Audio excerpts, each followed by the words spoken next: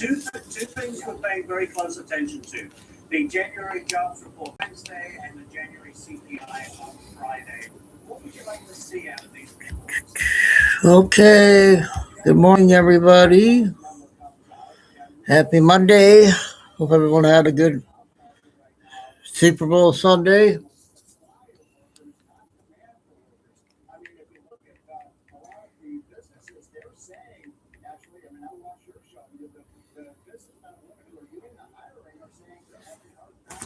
So I'm going to change the schedule around this week.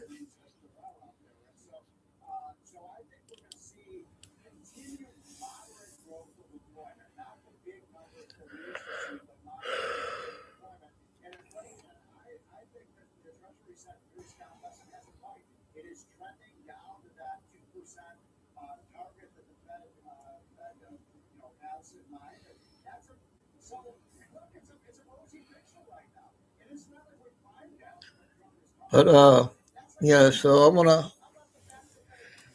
gonna try 2 shows a day because there's so much important things out there. We have to get out and share the intel so people can start waking up.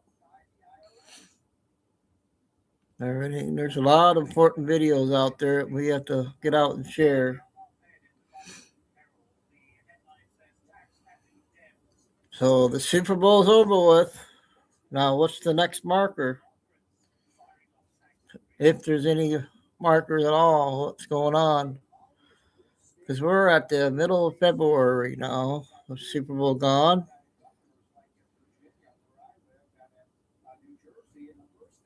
So we just gotta play it day by day, I guess, and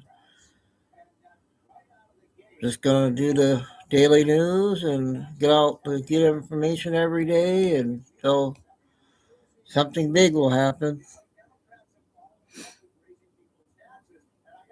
The market this morning's minus 200 right now. Playing games again. Today it'll be red, tomorrow it'll be green, back and forth.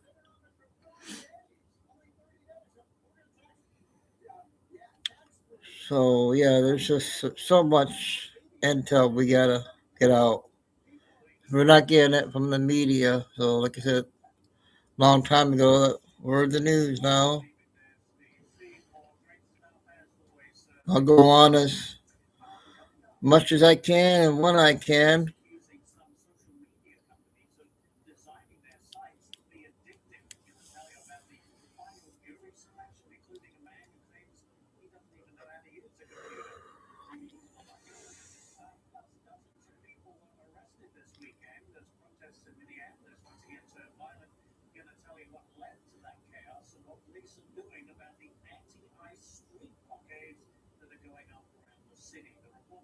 Oh, yep, people are at work, so hopefully they're listening, passing everything around. We got 2 debt clock lady tonight from yesterday. She came one out for the Super Bowl, and then she got another debt clock. So we got 2 of those. I got one 8-minute Patriot Princess and a bunch of other good stuff. It's actually clear today. Not too bad out.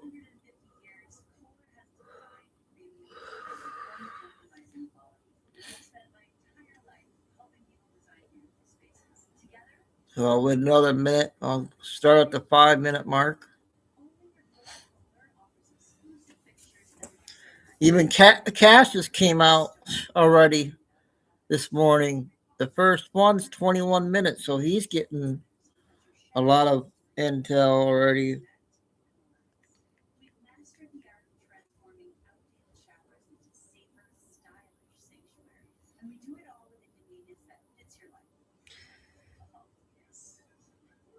I think Pam Bondi's having a hearing this morning.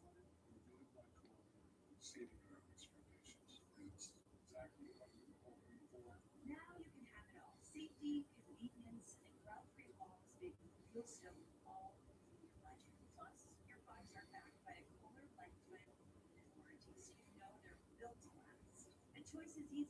Reclaim your shower today. Don't just remodel, review.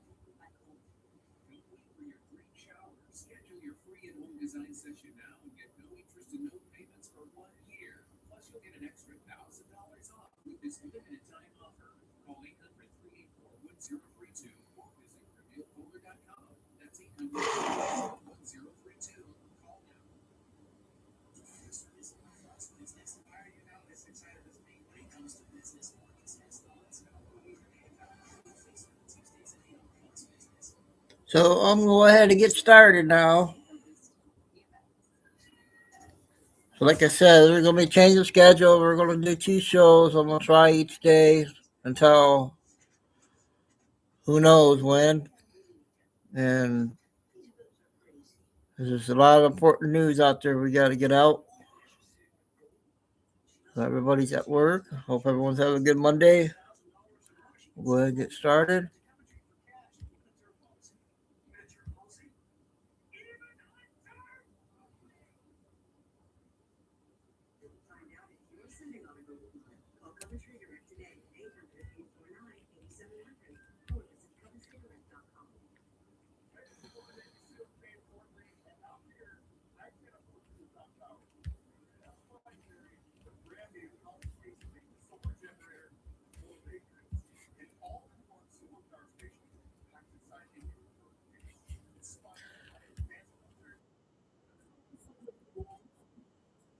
Three minutes on this one.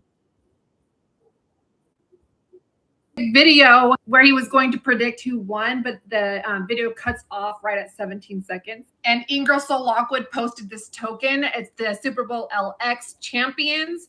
And it says 17 plus and Patriots in the control. We've got the Patriots symbol there. And the link goes to this picture showing all of this chaos. And we've got the, symbolism here, but it's showing Super Bowl 58, and we're not at 58, we're at 60. So why are they showing us Super Bowl 58 here? I researched some of my Super Bowl posts from the past and found this. It is. Look and see that. Hey, Arnold, it's got a bit of a script change. This was a State Farm commercial for the Super Bowl 58. And when they came up to Arnold Schwarzenegger, he was sitting right in front of the EBS system. And there were other symbolisms in this State Farm commercial where he came out from a burning building with 2 puppies. Of course, we keep seeing this conspiracy letter post referencing the fun begins directly after will make the Super Bowl look like a puppy show. Interesting, they had this EBS symbol and then said there was a script change back during the 2024 Super Bowl 58. Now we have Trump posting this. I have a feeling this is going to be a great Super Bowl. I've watched all season. I've seen these 2 teams just win. I see 2 great quarterbacks, young, great quarterbacks. It's going to be a fantastic Super Bowl, and everybody wants to hear who I pick. And I'll tell you what. See, that was only Now we're seeing a 2-minute one there. The second one is 7 minutes.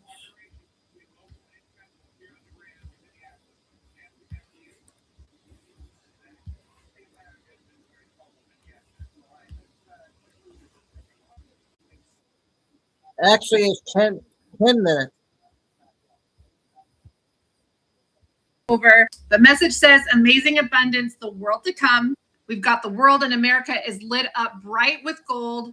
We've got the Jesus fish token. We've got the wheat field and the sky in the background. And you can faintly see on the Western hemisphere, the Aquarius water bowl that's being poured out right there. I think that's a symbolic for the Monroe Doctrine on the Western hemisphere, where America would legally own all of the countries on the Western hemisphere. Now the token is interesting because it's just a plain token, but you can see like circles surrounding it, which is interesting because normally the US debt clock has this token illuminated like this, but it's not. And I went over in my past videos that I feel like this represents an eclipse because you can see that that's right in the middle of the dark outline and it's illuminated, right? Because we have this Aquarius water bowl being poured out on the Western Hemisphere. And on February 17th, we have a ring of fire eclipse in Aquarius, you guys. Not only that, February 17th marks the start of the year of the fire horse, and it's Mardi Gras. So we've got all these things coming together on February 17th, which the solar eclipse in Aquarius signifies new beginnings with teeth. It doesn't just suggest change, it forces it. And then 3 days after that, we've got the Neptune-Saturn conjunction in 0 degrees Aries, which is a whole theme of resets, you guys. All these old systems are dying and new systems are resetting. I think it's very interesting that they did not illuminate this token, this Christ token, like they usually do. So I really feel like February 17th is going to be a very important date. Something else to watch out for, because Ingersoll Lockwood has been referencing eclipses as well. I think this was posted sometime last year. It was called a nothing burger of an eclipse, but the burger was opened up showing the eclipse is important to be paying attention to. So while people are being distracted by some fake alien invasion, there is something else going on in the background. See, he's got fiat money, he's got debt, all these crazy things going on right here. This guy is standing on this hill of fake money and pointing to a UFO. Something is distracting us from what we really need to be paying attention to. Now back to the photo, it says Deuteronomy 28:12 was the scripture verse, which says, "The Lord shall open unto thee his good treasure, the heaven to give the rain unto thy land in his season, and to bless all the work of thine hand, and thou shalt lend unto many nations, and thou shalt not borrow." Now this verse is part of the blessings for obedience, a picture of divine order, provision, and surplus following outward. Now I want to go back to the February 17th eclipse, it being the beginning of the fire horse year, and it's Mardi Gras, okay? Thank you.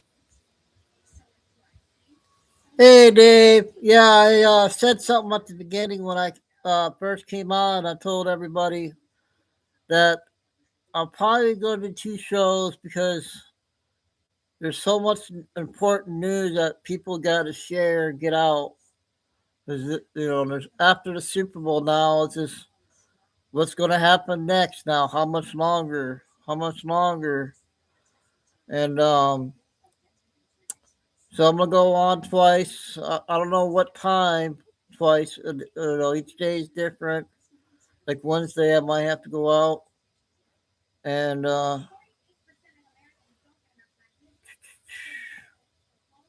stuff like that. So, hey, Jordan, sorry, you might have to unsub and resub. Everybody says to try that. That might work.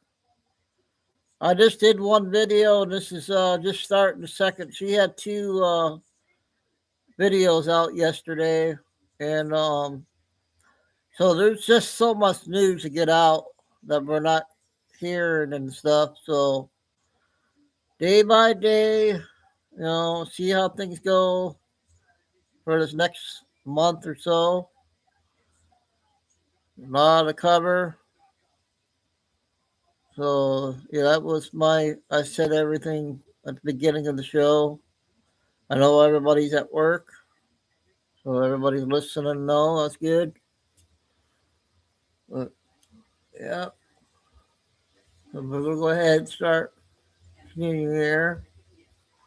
You, Crystal P, for tagging me in these posts. But the Bearable guy has been showing us these 3 colors, which are the Mardi Gras colors. We have people who are saying the purple represents SOL or Solana or XRP or XPR. But honestly, you guys, I think this is signaling a relationship with XPR and XRP, because XPR is purple, okay? That's the purple road. The Bearable guy has been referencing these 3 colors, which are coincidentally Mardi Gras colors. And on February 17th, we have Mardi Gras on the same day as the Ring of Fire solar eclipse and the beginning of the year of the fire horse. Now, I want to talk about what Ingersoll Lockwood posted yesterday. It's talking about the Super Bowl, okay? I'm not going to go over what everything means. I think it's pretty clear. But we have Bitcoin in this tornado, and the markets are just going down. It's crashing. This is all just entertainment purposes only. I'm just going over theories, you guys. Anyway, we've got Bitcoin, Doge, Ethereum. I looks like in this circle, like a cultic circle. We have credit union right here that says safe and secure. And if you guys have been following Ingersoll Lockwood and the US debt clock, they've been pointing us to credit unions for a really long time. And down here it says safer than banks. Okay, we've got gold and silver right here with shields. And we have the sign for XRP that's illuminated. We have the Californian flag that's on what I was fire, thinking and too, some weird Jordan. QR code down here. I tried scanning it. It doesn't work. But ultimately, what I think it's telling us that credit unions, XRP, gold, silver, they're all safer than banks right now. Okay, so we know what's going on with the markets, especially after they release the e-files. Everything's crashing. I feel like they're telling us that this Super Bowl is really important milestone to pay attention to. Okay, now the link to get to that photo was this token on the Ingersoll Lockwood website. It says the Super Bowl, I think that's 60. It says 17 plus, Patriots in control. We've got the Patriot symbol there saying that they're the champion. So very interesting. Now it's also interesting that on May 17th, Trump is going to rededicate our nation as one nation under God. If you look on a certain conspiracy letter website, we have 17 references on that date, May 17th, to that word or phrase. I don't want to say it because I don't want to get this video flagged, but I thought that was interesting because on this token, it says 17 plus, okay? Right there. And it says Patriots in control. Now, on the Ingersoll Lockwood website, it has this picture up on one of the hidden links, okay? And we've gone over this. His name is Enoch, which we know symbolism is the main thing with all of it. Like, this is telling us that our timeline is following the Book of Enoch timeline. And Trump has been very transparent, stating that our technologies permit us to manipulate time and space. So to me, this is telling us that all of the timelines that have been prophesied, like in the Bible, could come to fruition, but also can be altered and changed to fit one timeline. If you've been paying attention to the project Looking Glass, which Ingersoll Lockwood has been referencing the Looking Glass, right? So something is definitely going on behind the scenes that we don't know about. And we've got all these religions and all these Christians and all these people fighting like who's right and who's wrong and blah, blah, blah, blah, blah. And it's all for nothing. Eventually, everything's going to come down to one timeline. And what's interesting about the Book of Enoch, there is no AC. There is only judgment on the wicked. The righteous are rewarded with abundance and the promised land and all that kind of stuff. I'm going to show you guys a video, so pay attention. What happened was people, very smart people, began to figure out that something big was coming up. Something that made it so all the possibilities of all the future scenarios of any choice, any possibility that was fed in and observed through the looking glass inherently ended up in the same future. And no decision, no possibility changed past a certain point. That's the big secret. Okay, so is that certain 2012 in your Welcome. It well coincides with December 21st, 2012. Bill says that as they kept testing the machine, something strange started happening. No matter what scenario they entered, all timelines were ending in the same future. Normally, when you test different choices, you expect different results, different paths, different outcomes. But at a certain point, around the end of 2012, every path, every possibility, every simulation started showing the same ending. That's what he means when he says all possible timelines lead to the same basic set of history. To the people running the project, this was terrifying. Why? Because it meant they had lost control. It didn't matter what they did, what decisions they made, or what... Yeah, just be respectful. Thank you. And hey, Lucy, I said to everybody here a little bit ago that there's so much news out that I might have to do 2 shows a day till who knows when or whenever something comes up. I have to go somewhere. So, like what Jordan says, when there's a lot of intel, something big that's happening. And yeah, so we'll go from now till see how things go, then have an evening show. I thought so, not what it seemed yet. I thought I saw you before. Good to see you back. Happy New Year, Angie. So we got a lot of intel. This is the second one here on her. Then the next one is 7 minutes with the Patriot Princess and a lot more. I sent you that video last night, Lucy. Did you get it? That was a good Kid Rock video. I got to see it. We got about a minute and a half left.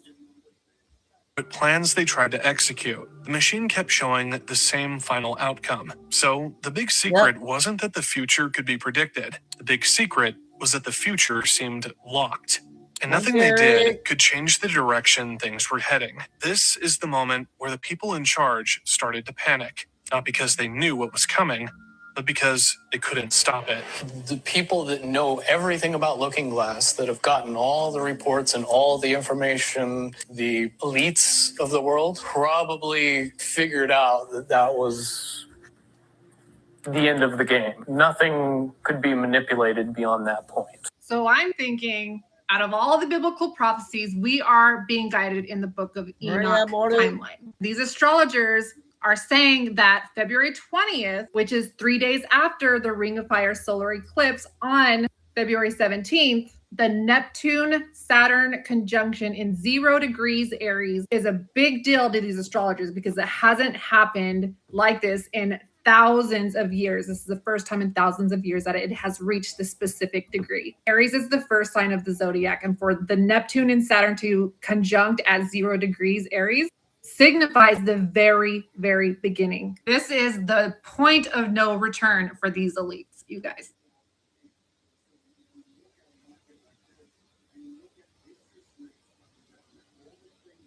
Yep. Morning, Papa Dill. I don't know what happened there. Oh, that was the end. Yeah, just telling everybody. I don't know if everybody been listening or not about having 2 shows and so much going on. And Jordan agrees on there's a lot of news. Something big must be happening. I think Bundy's going to be having a hearing this morning. So I want to come on and, stay on as long as I can and when I can. Okay, the next one's 7 minutes, Patriot Princess.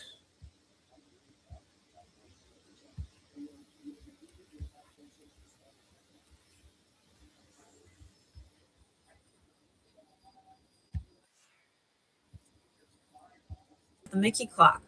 Post 4730. The Mickey clock. It's laid out in an X pattern. The hand is on the 2, and if you follow it straight down like an X, points to an 8, 28.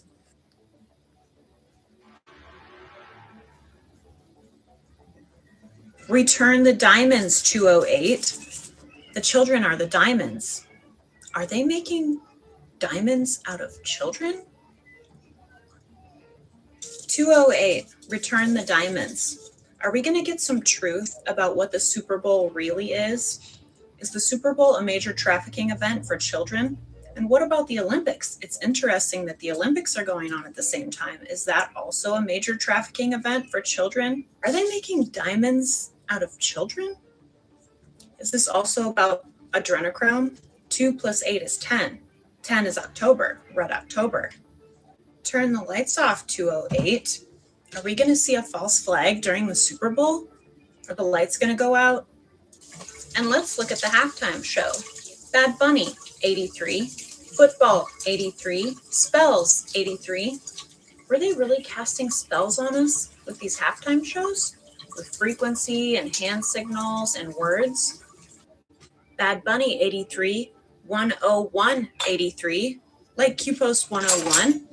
Q-Post 101 says extract. Will someone be extracted today? Are they going to turn the lights out and extract someone during the Super Bowl? Bad Bunny, 83. Collapse, 83. QPost 3169. You are witnessing the collapse of the largest pre-planned and coordinated propaganda event in modern day history. Well, that sounds like the Super Bowl to me. And then the post goes on to say, Projection 101, Bad Bunny 83, 101 83.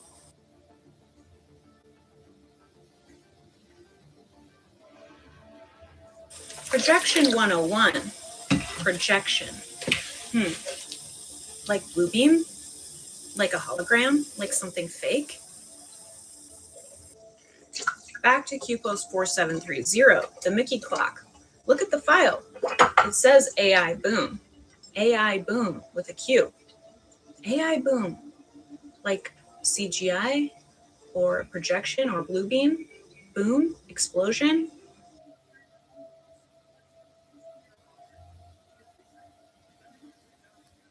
Look close at the key words. It says Mickey Mouse clock 10:09. Think mirror, that's 9:10. Charlie Kirk was shot on 9:10.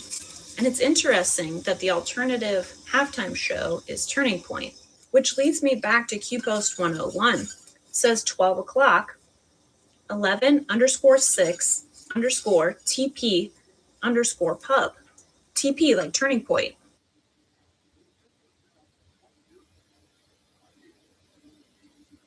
11_6. That's 116. I am ready. I am Q 116. Back from the dead 116. Are we going to find out some truth about Charlie Kirk? Is he really dead? _TP_pub. TP, Turning Point. Are we going to find out that there was some nefarious things going on with Turning Point? Return those diamonds? What if we're going to see a righteous coup at the Super Bowl and the Olympics? Just like in the story of Jehu. 2 Kings, chapter 8, 2:8. Today is 2:8. Jehu was a commander anointed by God, instructed to overthrow the evil ruler Ahab and eradicate all the Baal worship going on. Ahab was an evil ruler, and he loved to have these parties where they would sacrifice children and drink blood. So God tells Jehu to create a party just like Ahab would love to go to and promise a great feast. He calls all the Baal worshipers in. It's a trap. He takes them all out in one foul swoop. Turn the lights off, 208. What if that's what we're going to see today at the Super Bowl and at the Olympics? The lights are going to go out and we're going to see a righteous coup. 2 Kings chapter 8, 208. Today is 2:8. And look at where the Super Bowl is being held, in Santa Clara, California. Santa. QPost 2598. Santa with the hammer. Justice. Justice like a righteous coup. And the QPost 2598 was posted at 1:01. QPost 101. TP_pub. TP, Turning Point.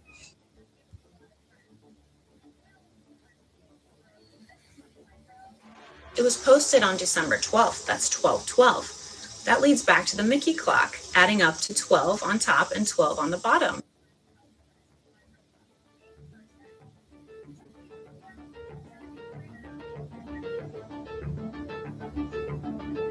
And back to the halftime show, Bad Bunny. Like Bad Bunny. Like the White Rabbit? Like, does the White Rabbit mean adrenochrome? The White Rabbit 150, another false flag 150. Are we going to see another false flag at the Super Bowl and the Olympics?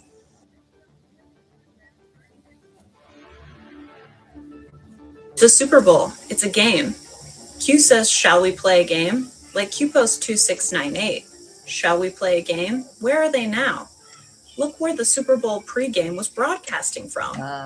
They were She was repeating herself. Sorry about that one, you guys. Half of it was good, but then she started repeating herself.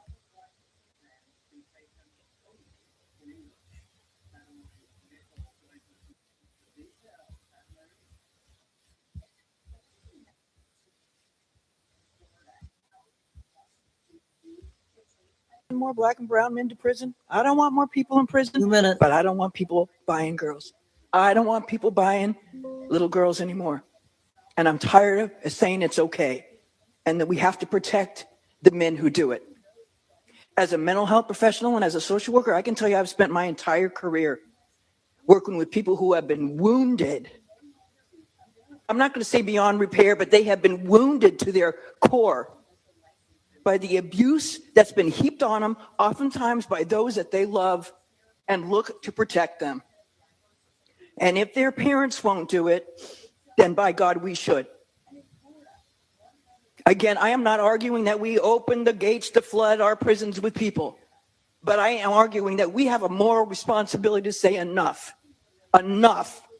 We have given away enough on this area, and we've got to move back into the center, or we all look like fools and laughing stocks. And what do we stand for? I ask all of you to watch the documentary that Senator Grove was in, Senator from Kern County was just in, that talked about this very place in Sacramento where girls are being bought and sold. Men are being given a slap in the hand or a couple days, and then they're back out again, and they do the same thing. They get caught over and over and over again, and somehow that's okay. It's not okay.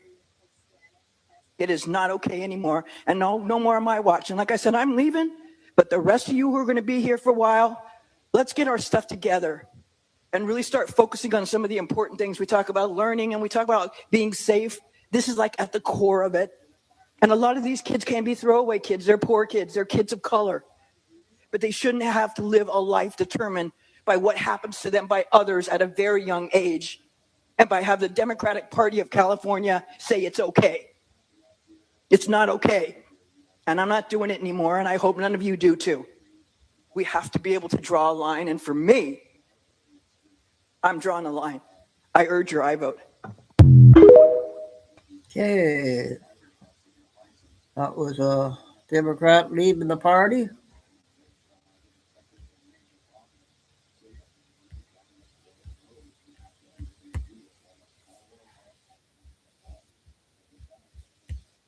Yeah, I don't want to play that one.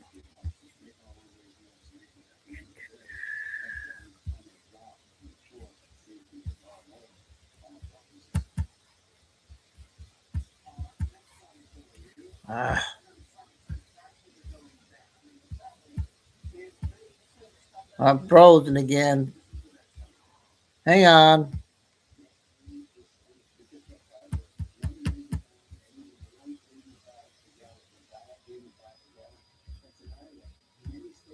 There we go.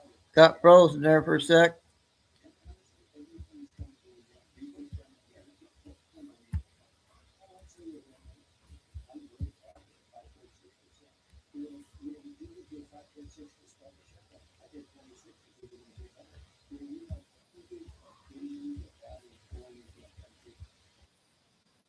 Communicate with those beyond the veil.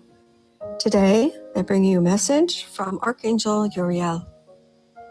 Aligning with frequency consciousness, we rise in light, and we choose to move in a more direct route now that we see all aligning on your planet for the shifting of energies to 5D. We assist you with upcoming shifts upon your planet. We see that all is aligned in these moments. We bring you news of upcoming changes, continuing on your planet through awakenings of light, shining upon the darkness, bringing reality to things once hidden, now shown to the light. These are times of great awakening upon your planet, and we see much being uncovered in great succession. The unfolding of parallel realities that tune into greater frequencies of light. We see many changes appearing before us now as we shift to the 5D timeline. We are in succession for transversing your reality into higher consciousness fields. As we move through the density of 5D, channeling higher frequencies of light to you now, we see many changes ahead for you in trajectory to the new Earth timeline. We are advancing at rapid rates now, and we are pleased to let you know that we are assisting you with light quotients, frequency fields, and great change for you all, aligning you with a much-needed future alliance with those beyond the veil. We see you moving forward in light, and we assure you that all is aligning perfectly. We arrange harmonic frequencies and light quotients for your trajectory forward, and we believe that all is aligned with source energy. Becoming one now with the universe will be a tremendous release for you all, smoothing your connection to all that is. And we feel that alignments are necessary and bring great wisdom for upcoming future timelines. Bright new futures await, and we see upcoming changes in your reality as we speak. Nothing will stop this forward momentum. We arrange fields of energy around your planet now and bring light codes for further harmonic shifts. Being in the 5D consciousness frequency in these moments are helping you align perfectly with the shifting happening upon the planet. Breakthroughs are happening now. All of you will be in much needed alignment, bringing you farther into the realms of discernment for you to follow with your knowing. The information that aligns with your frequency field and for upcoming shifts in your reality. We see many of you bringing great change upon the planet as you hold your light. You are brave souls that have volunteered for this challenge for humanity. And we are grateful to be in your presence and assisting you in these moments of change. We bring you comfort in knowing that all is aligning as it should be. Many blessings to you all. We join you in your movement forward. We are with you now and in your future timeline. We come to bring you messages of alignment and hope for you to know that all is progressing smoothly, bringing new messages of peace. We love you all. Archangel Uriel.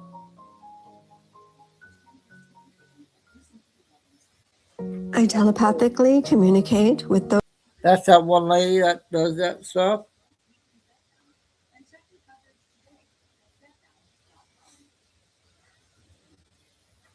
This one's a minute.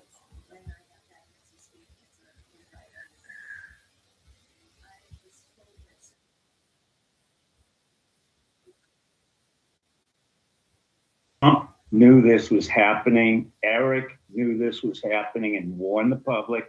I knew this was happening. However, I could not say anything about it. What happened was we watermarked every ballot with what's called the QFS blockchain encryption code. In other words, we know pretty well where every ballot is, where it went, and who has it. So this is not a stolen election. On the contrary, we reversed the entire game of war along the lines of Sun Tzu, the art of war. And Trump was brilliant and still is brilliant at it. Yeah, this is really a sting. Interesting there.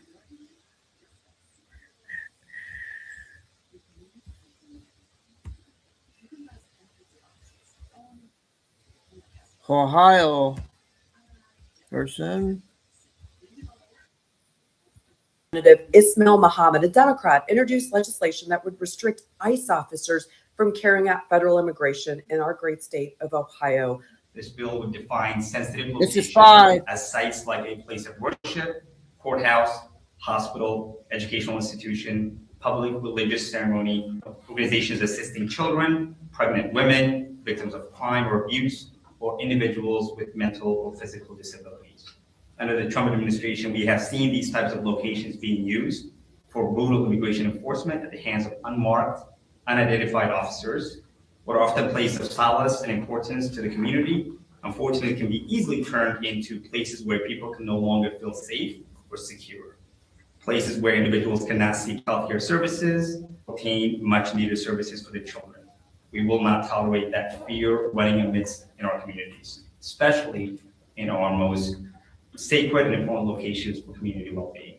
I will note this bill does not apply to lawful execution of criminal warrants, but I will remind you that mere undocumented entry into the country is a civil penalty, not a criminal one. This is operational interference. This bill is built around this dangerous premise that enforcement itself creates fear, and that fear justifies carving out these so-called protected spaces where the law cannot be enforced. Well, if fear alone is enough to suspend law enforcement, then the law no longer applies based on conduct, right? It just applies based on feelings. And if That is what the standard is. The hypocrisy is just obvious. The fear standard, because, well, why stop at schools? Why stop at hospitals, public spaces? Why not people's homes? If illegal criminals are facing removal, they're naturally afraid in their homes because they violated that law. That fear is not accidental. It's because of their illegal conduct. So should their private residences now be sensitive locations? What about entire neighborhoods? Should they be off limits? Because enforcement makes lawbreakers fearful and uncomfortable. This is obstruction. The goal isn't to protect Ohioans today or these so-called protected spaces. It's to systematically shrink law enforcement's ability to operate, to make enforcement impossible. Ohio is not a sanctuary. And let's talk about the historical hypocrisy. These are the same Democrats that deported 3.1 to 3.2 million illegals under Obama, and they celebrated enforcement. Nobody claimed that the law was cruel or extreme. So what changed? The law didn't. The politics did. This is selective federalism at its worst. These are the same Democrats that demand aggressive federal power over your guns, taxes, mandates in education and healthcare. But when it comes to borders and securing our states, suddenly they argue states can override Congress and block federal officers. That's not based on constitutional principles. That's based on opportunism. And this bill also claims to protect every Ohioan. It doesn't. Communities like Springfield are already strained by migrant overloads. Schools are overwhelmed, hospitals stressed, public resources. And instead of actually addressing that strain, Democrats in this bill are telling ICE to stand down, where we're experiencing the greatest impact. So what does that mean? Ohio communities absorb the cost. That means you and me as taxpayers are paying for this. Then comes my favorite, the transparency argument, which completely collapses. This bill demands ICE officers show identification and remove masks, all in the name of accountability. Hey, this is the same party, by the way, that opposes voter identification. They're blocking even identification for welfare audits. They're resisting any type of verification, but they want maximum exposure for law enforcement with minimum verification everywhere else. This double standard is not going to happen. ICE officers are being doxxed and receiving up to 8,000% more of death threats. And if we're worried about fear, shouldn't this bill be protecting ICE officers? And now comes the legal lie holding this all together. Democrats continue to claim that illegal entry is merely civil. That's false. 8 U.S.C. 1325, illegal entry into the United States is a federal crime. Repeat entry is a felony under 8 U.S.C. 1326. Calling it civil, by the way, is deliberate. They're trying to soften criminal conduct, justify blocking law enforcement, and condition you, the American people, to accept non-enforcement as normal. When states interfere with ICE, it's obstruction. You are actually stopping federal law enforcement from executing federal law. And under the Supremacy Clause, states do not get to nullify statutes based on their feeling, political inconvenience, or some fear standard. So here's the real question. Ohio should be asking, when do we stop restraining the people enforcing the law and start holding people accountable who broke it? Because if fear becomes the standard for immunity, then the rule of law no longer exists for anybody. It just becomes optional, selective, and politically convenient. This bill will not pass in Ohio. We know the truth. Americans see the hypocrisy, and voters are done being taken for granted. We stand with ICE. So, Ohio news.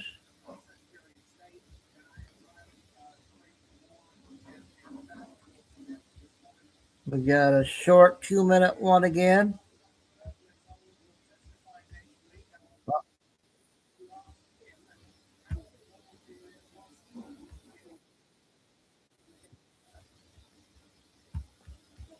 Can't remember.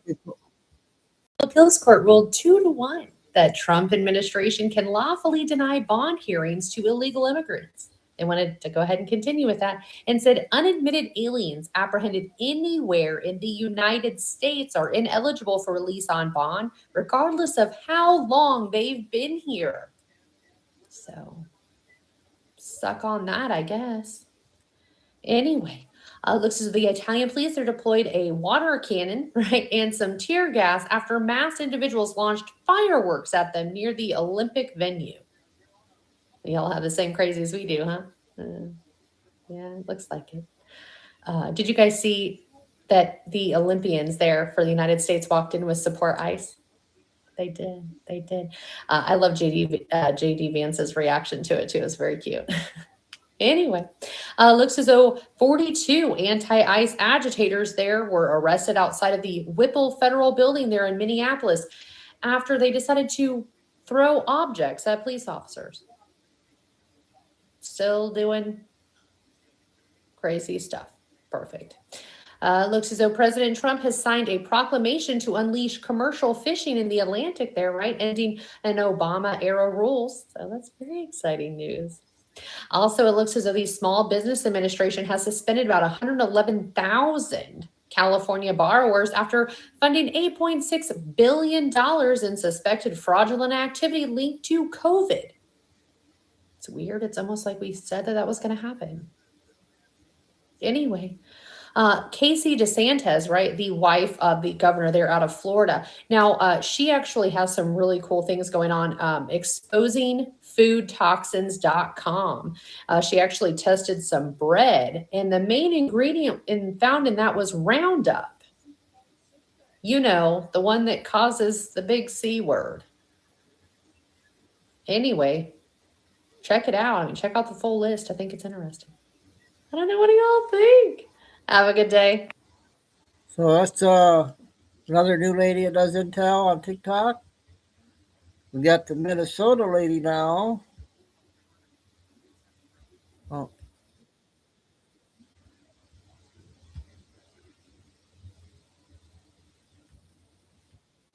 There's 4 parts, I think. And her financials and everything she's posted.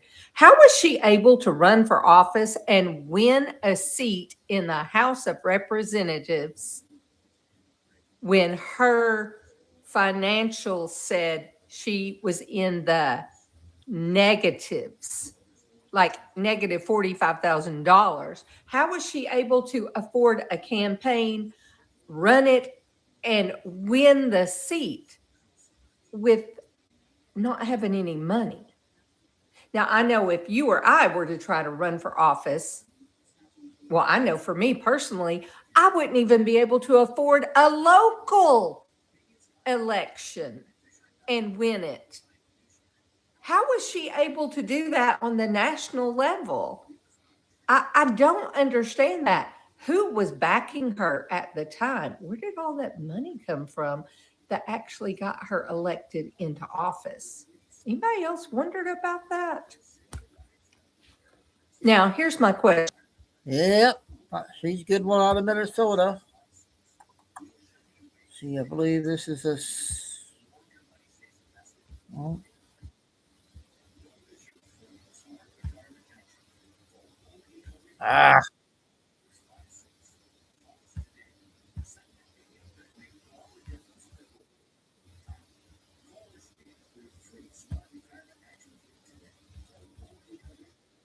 This is part 3, I guess. She ran for Congress. It was in 2018, and her net worth was actually in the negatives, like negative $45,000. She had student loans, had minimum savings, but the girl was basically scraping by. She had no big money in sight. Okay, now let's fast forward to her most recent disclosure. And this was filed in May of 2025 for the year 2024. Her spousal assets from East St. Croix and Rose Lake Capital explode to nearly $30 million combined. There were no major loans paid off publicly, no vineyard tours, no investment announcements, and no real office you can visit. So no wine, no deals, no office that can be walked into, no press conference, no explanation, just these wild numbers appearing out of thin air. Well, Elon Musk is calling it outright fraud, and the Oversight Committee wants every single document, every email, every receipt by February 19th. Elon and Tim, oh, there's not a whisper, not a word. And if silence were money, they'd be trillionaires. Okay, latest on the Minnesota lady. I got Trish coming up, 10 minutes.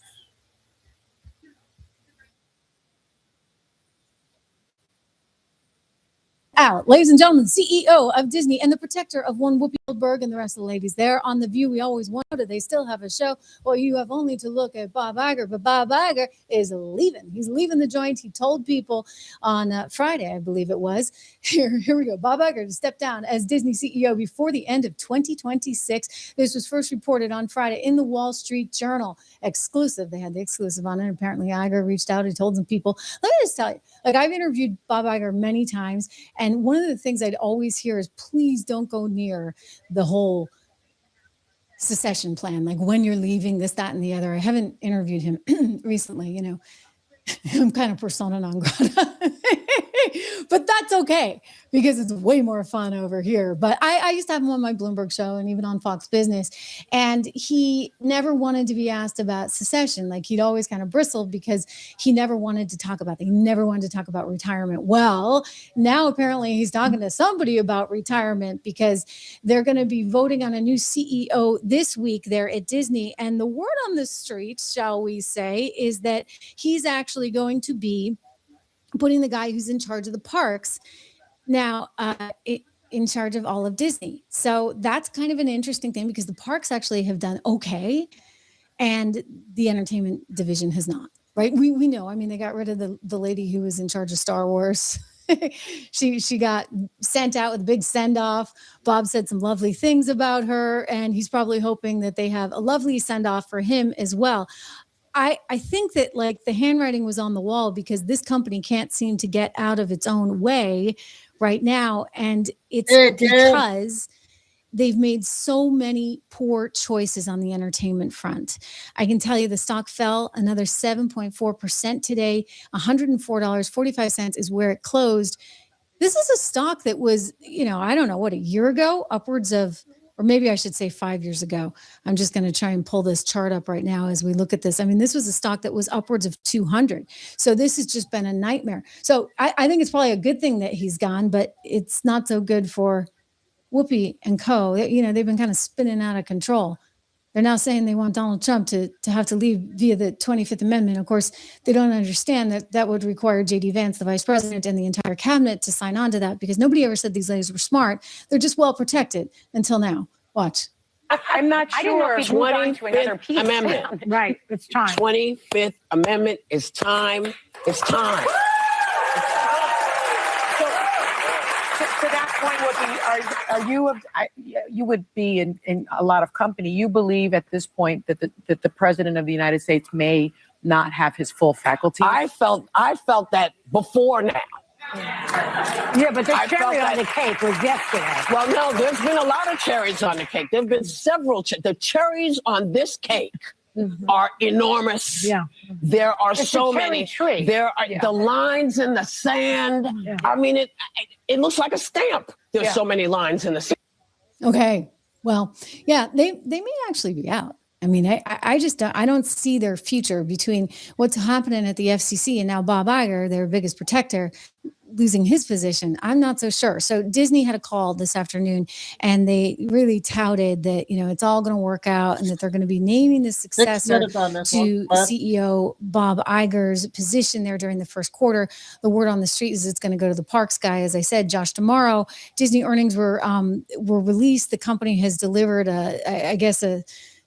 what he claims is a turnaround there in the past 3 years. I'm not so sure about that because, again, I'm just looking at the stock price like you are, and I think he's had a very, very challenging time of it. I do think that that's because of the culture that they have there at Disney and the deterioration, the lack of creativity, the dependence on always these darn sequels, which, you know, like you got a great movie and then you just keep making a sequel and another sequel and another sequel and you just wokeify it and wokeify it and wokeify it some more and then hope for the best. And after a while, people are like, I don't need to see that. I'm all woked out. And you're losing half the country, not to forget. I mean, you can't just make a movie for half the country. That's not working. And so I think it's, you know, it's time for Iger to step aside and maybe Josh can come in and unwokify the place. Dare we say? I mean, good luck, right? But here's the deal. The View is losing its protection. The View is spinning out of control. The View does not know what to do without the Disney CEO in place. Bob Iger's leaving. Who's going to protect them? I mean, I don't know. So this may be exactly why they had this to say about Don Lemon. You know, Don Lemon, who has been arrested because he was in violation of trespassing laws, violation of the FACE Act when he decided to bust in with the protesters into that church a couple of weeks ago in St. Paul, Minnesota. And now Harmeet Dillon is bringing civil rights charges against him. And he's going to have to face the music in a pretty serious way. And they're freaking out, somehow equating Don Lemon's situation with themselves, which is seriously bizarre. But then again, they're losing their CEO and protector. So I guess they're scared. Watch. Well, listen, this is what I said to you before. You see what's happening. You know what's happening. If it's happening like this for someone who is out and clearly doing his job, what do you think will happen to us? Right. So it's important to recognize what we are voting for now. It's not a conversation. It's not a thing. Now it's like, okay, we all got to stick together with all of this because it's affecting all of us from A to Z. She sounds scared. She actually sounds scared. I mean, I think she legitimately is worried, and she should be. And it has nothing to do with her violating the law, by the way, but it could have a little something to do with one, ratings, and two, headaches from the FCC. Don't forget, Brendan Carr, the president's FCC chairman, launched an investigation into ABC and into Disney. And that would include The View. The View is produced by ABC News. And by the way, as much as people want to say, First Amendment, no, actually, you know what? When it comes to broadcast networks, it's a little bit different because you have a duty, courtesy of the 1934 Communications Act, to provide some kind of public service. Do you think that show, I'm curious, does anyone here watching in the audience, do you guys think that The View provides any kind of public service whatsoever? I would say no. There is no public service other than, it's funny to laugh at them, except they're not so funny anymore, right? I see, I'm looking at this. You guys are not fans at all of The View, and you are not fans of Don Lemon. Don Lemon, who's going to get squeezed, as they say, pretty darn badly. Whoopi, you're doomed, writes at Josh B79. Yeah. So they actually might lose their show. And I know I've said that for a while, but I think it's going to take this management change. I mean, you look at what, for example, Barry Weiss is doing at CBS and how she's rolling up her sleeves and saying, okay, guys, and there was a big article, actually, it got leaked to the New York Post recently. And she told them, like, we're going down. Like, either we change this and we reinvent ourselves or we are going down. And there's some financial reasons involved. I mean, it's a very expensive show to produce, The View, that is. You have to pay Whoopi's salary. You have to pay Joy's salary. You have to pay all of those women's salaries, and they're all inflated. On top of which, you have to pay somebody to actually get the audience all excited. I mean, they ought to just use like a laugh box or something, right? Because what they do is they hold up a sign to the audience who has been booked. I mean, they have bookers that just book an audience. Imagine that. They hold up a sign and they say, laugh now. They say, applaud. They say, get excited, boo, whatever. So it's all contrived. And they try to pretend like it's not, live studio audience. But that live studio audience is there for a reason, and it's instructed to do certain things. So economically speaking, the show doesn't make any sense.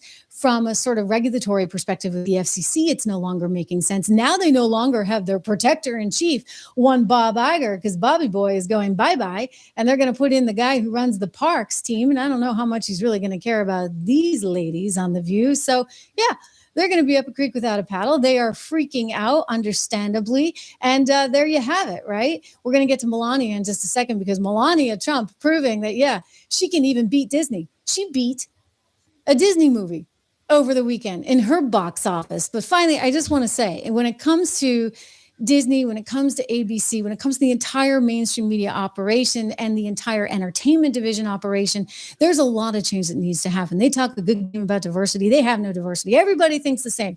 Everybody's doing the same exact stuff. Nobody thinks outside the box, so much so that they're on to sequel after sequel after sequel. Well, they're going to have to change it up. And maybe that new management having the parks guy, I don't know too much about Josh tomorrow, but by tomorrow I will. Maybe that will actually help them out. I don't know as the market's convinced though, because the stock is tanking. Okay, the first one on Trish video. I got Nick. It's a short one, his first.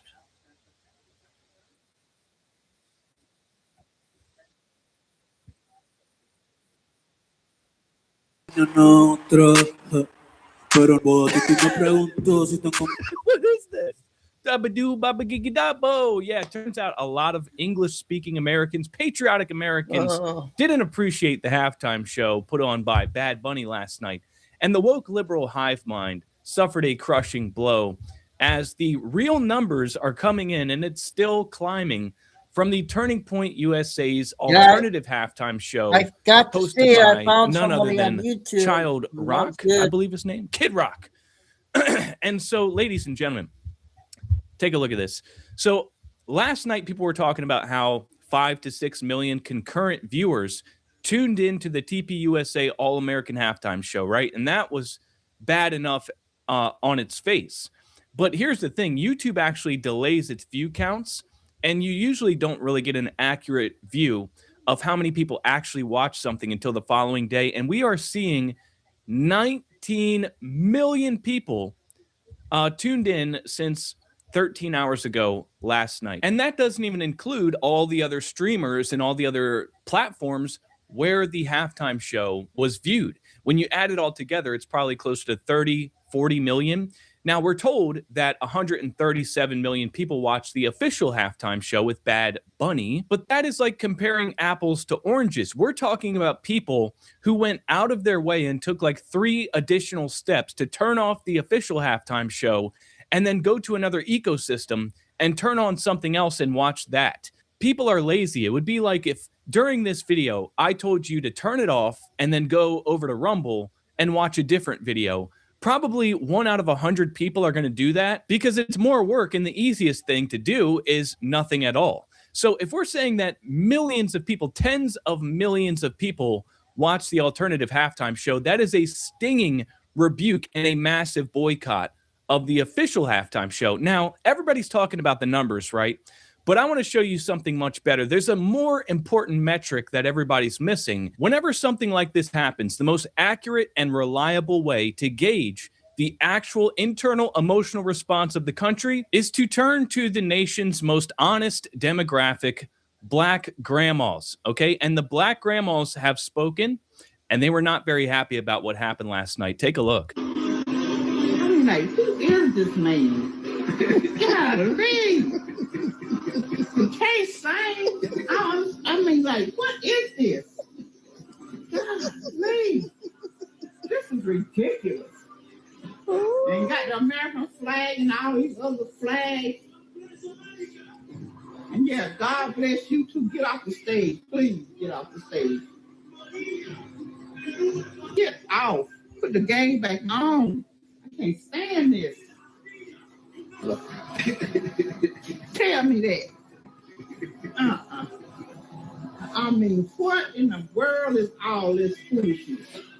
And that, ladies and gentlemen, is all the evidence I need to see. The Black grandmas have spoken and given a stinging rebuke to the halftime performance last night, saying, get off the stage. I can't understand you. What is all this foolishness? And let's remember, ladies and gentlemen, African-American grandmothers are unfiltered, unapologetic.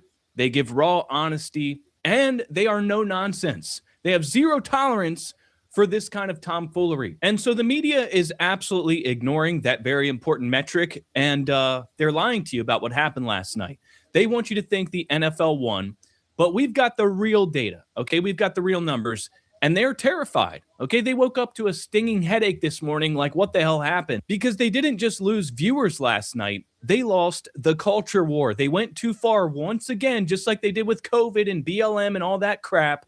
They pushed too hard. They tried to shove their agenda down your throats, and they forgot that 75 million plus Americans voted for a president that ran on mass deportations and won the popular vote. Okay, so last night it wasn't just political junkies tuning in. It was normies. There was actual normal people that don't really even pay attention to politics, seeing that, okay, we've got some Bad Bunny, bisexual, Spanish speaking, what the f- is this? Talking to us in a foreign language during the most patriotic game in the universe that's supposed to represent American culture, and people are witnessing the agenda being shoved up their butt, and they don't like it, okay? Nobody likes that. Nobody likes being forced to think something or lectured about what to believe. And so we see Bad Bunny refusing to assimilate to American culture. And even though he said, God bless America, we knew what was really going on. And so the message was sent loud and clear last night. If you want us to tune into the biggest game of the year, speak English. And last night, Americans realized that they don't have to sit through the woke lectures anymore because they have an alternative, a different ecosystem, a different message being put out there that more resonates with how they feel internally. Americans turned off the crap and they turned on Kid Rock, Lee Brice. They saw Brantley Gilbert. They saw American flags. They heard songs about family and faith and freedom. And now we hear that TPUSA is going to do this every year. And how big do you think the numbers are going to be next year when the halftime show consists of a satanic ritual and a bunch of fake butts twerking around and people speaking another language? And the word has gotten out from the success of this year that there's something else to watch. Next year, they're going to be like, wait, so Lizzo is sacrificing a baby and speaking Spanish and twerking her fat butt around. And over here, we have patriotic country songs and American flags waving around, and I can watch that instead. Yeah, that's an easy choice. It's going to be 10 times worse the following year and the year after that once the messaging and the marketing works from this year. So my opinion is the NFL took a massive L last night and we took the W, but I want to know what you guys think down in the comments section. What did you think? That was a good one. Another good one from Nick.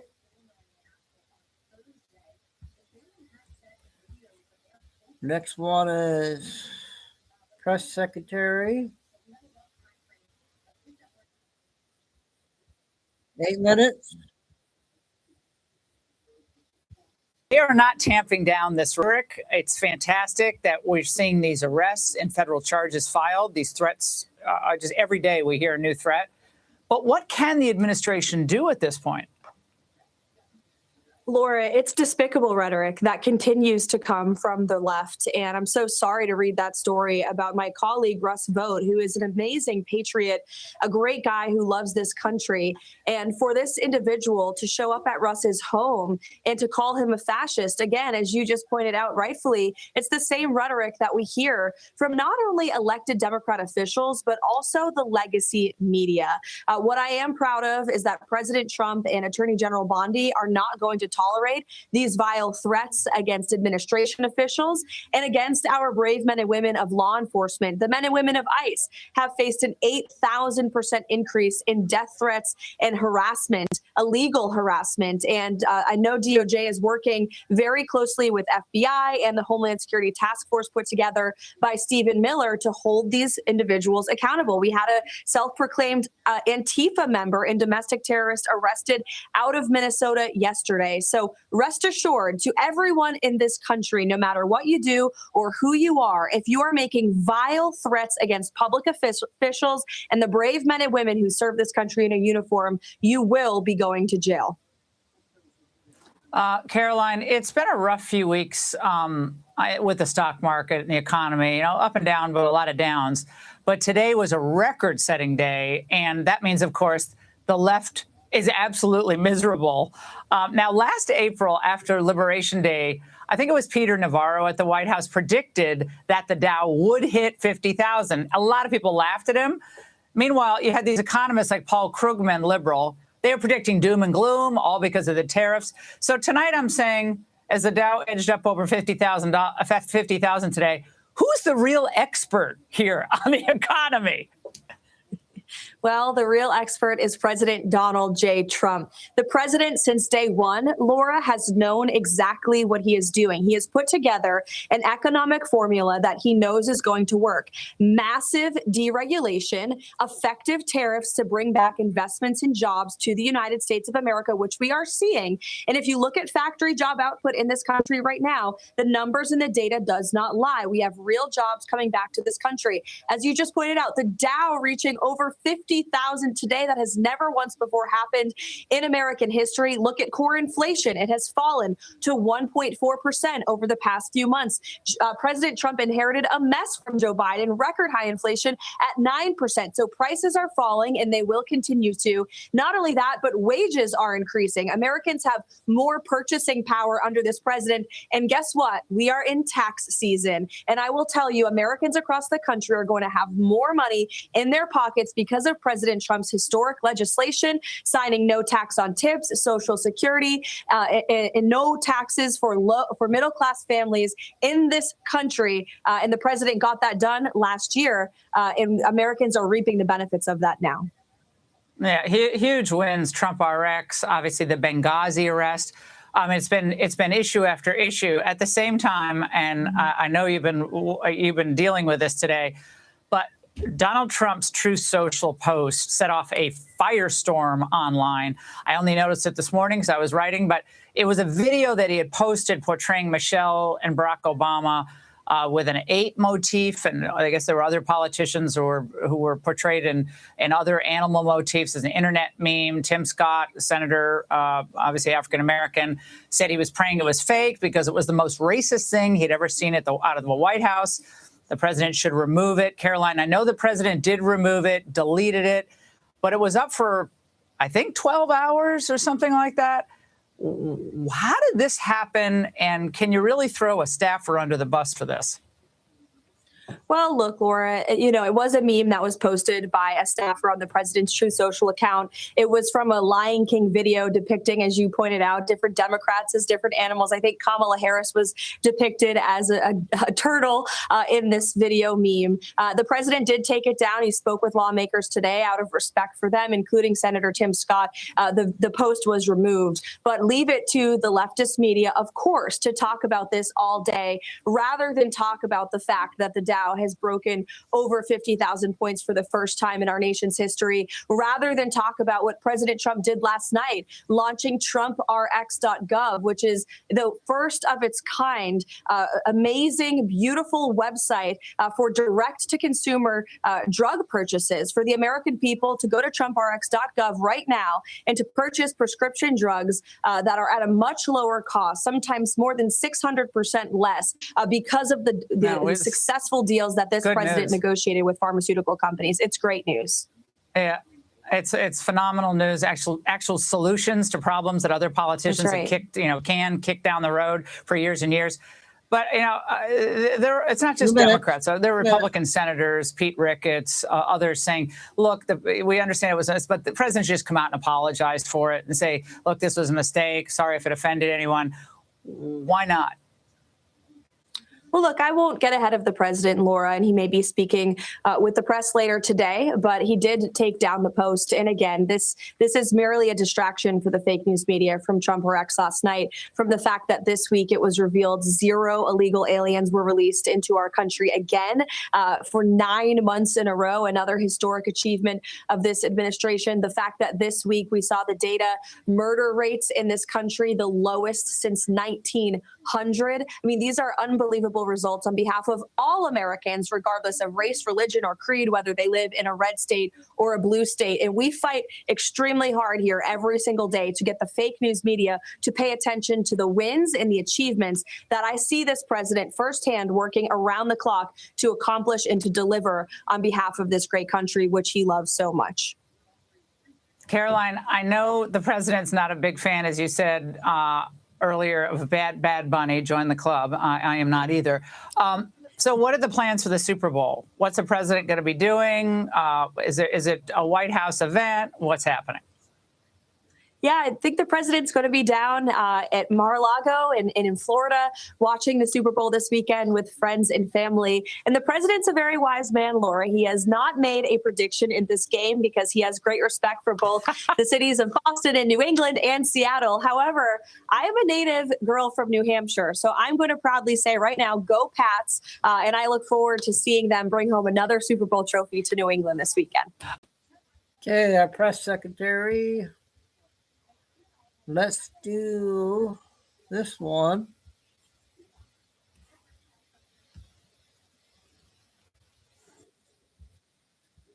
Five minutes. from aboard Air Force. Take a listen. Doing very well on that regard. You're probably surprised to hear that. I think we're doing very well. Very well, meaning we have some clues, I think, that are very strong. And I think we could have some answers coming up fairly soon. I think we're doing very well. Let's hope that's all true. We will continue to update you with any developments in the case.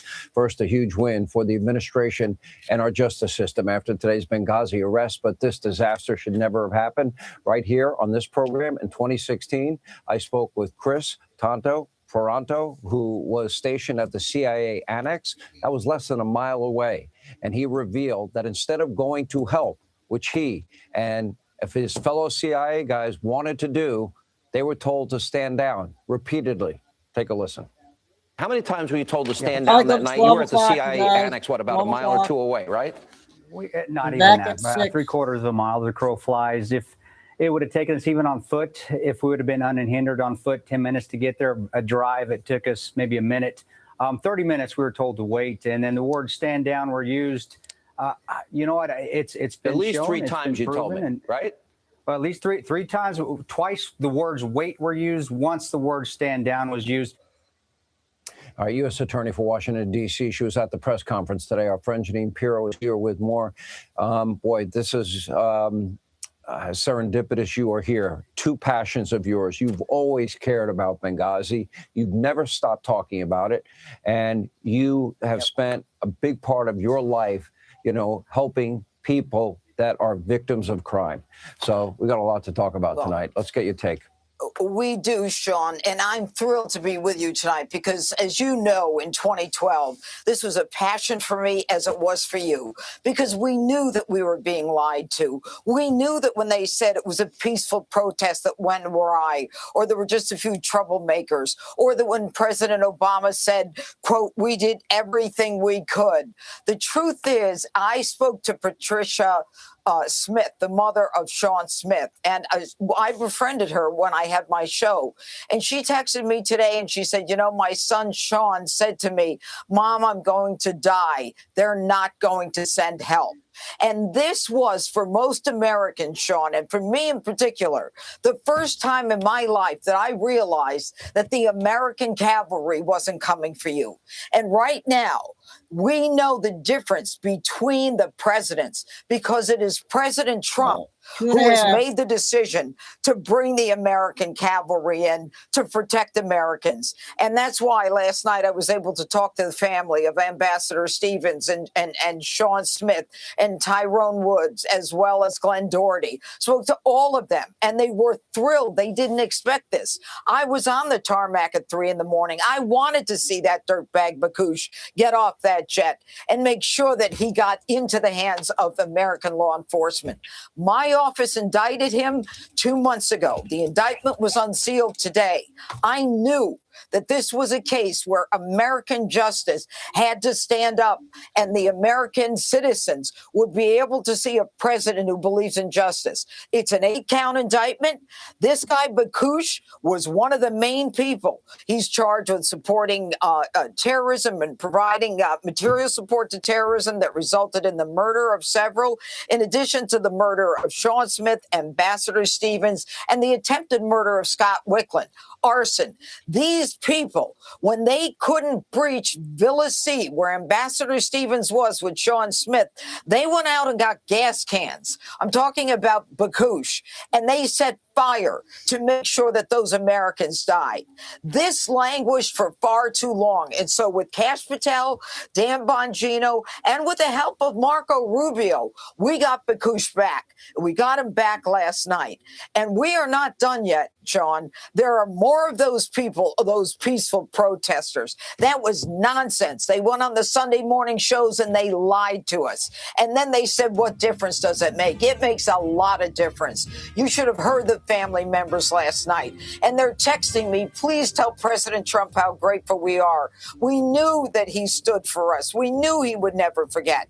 And this indictment will be prosecuted by my office, just like the other 2 Benghazi defendants were, as well as the future Benghazi defendants will be. We will never forget this case. You know what? Your passion is infectious. Your enthusiasm, encouraging to so many others. We'll come and get you.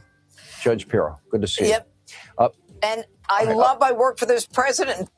Okay. Judge there.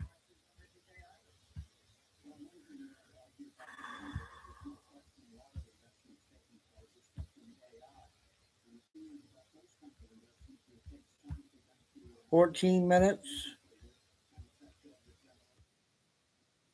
Kornak is an embezzler of an old woman. Stop What happened? touching me. Stop touching me. At least that's what the Kent County prosecutor believes, or he wouldn't have charged her with 3 felonies. Stop touching me. What happened to the woman's Stop money? touching me. I got hold of some investigation notes.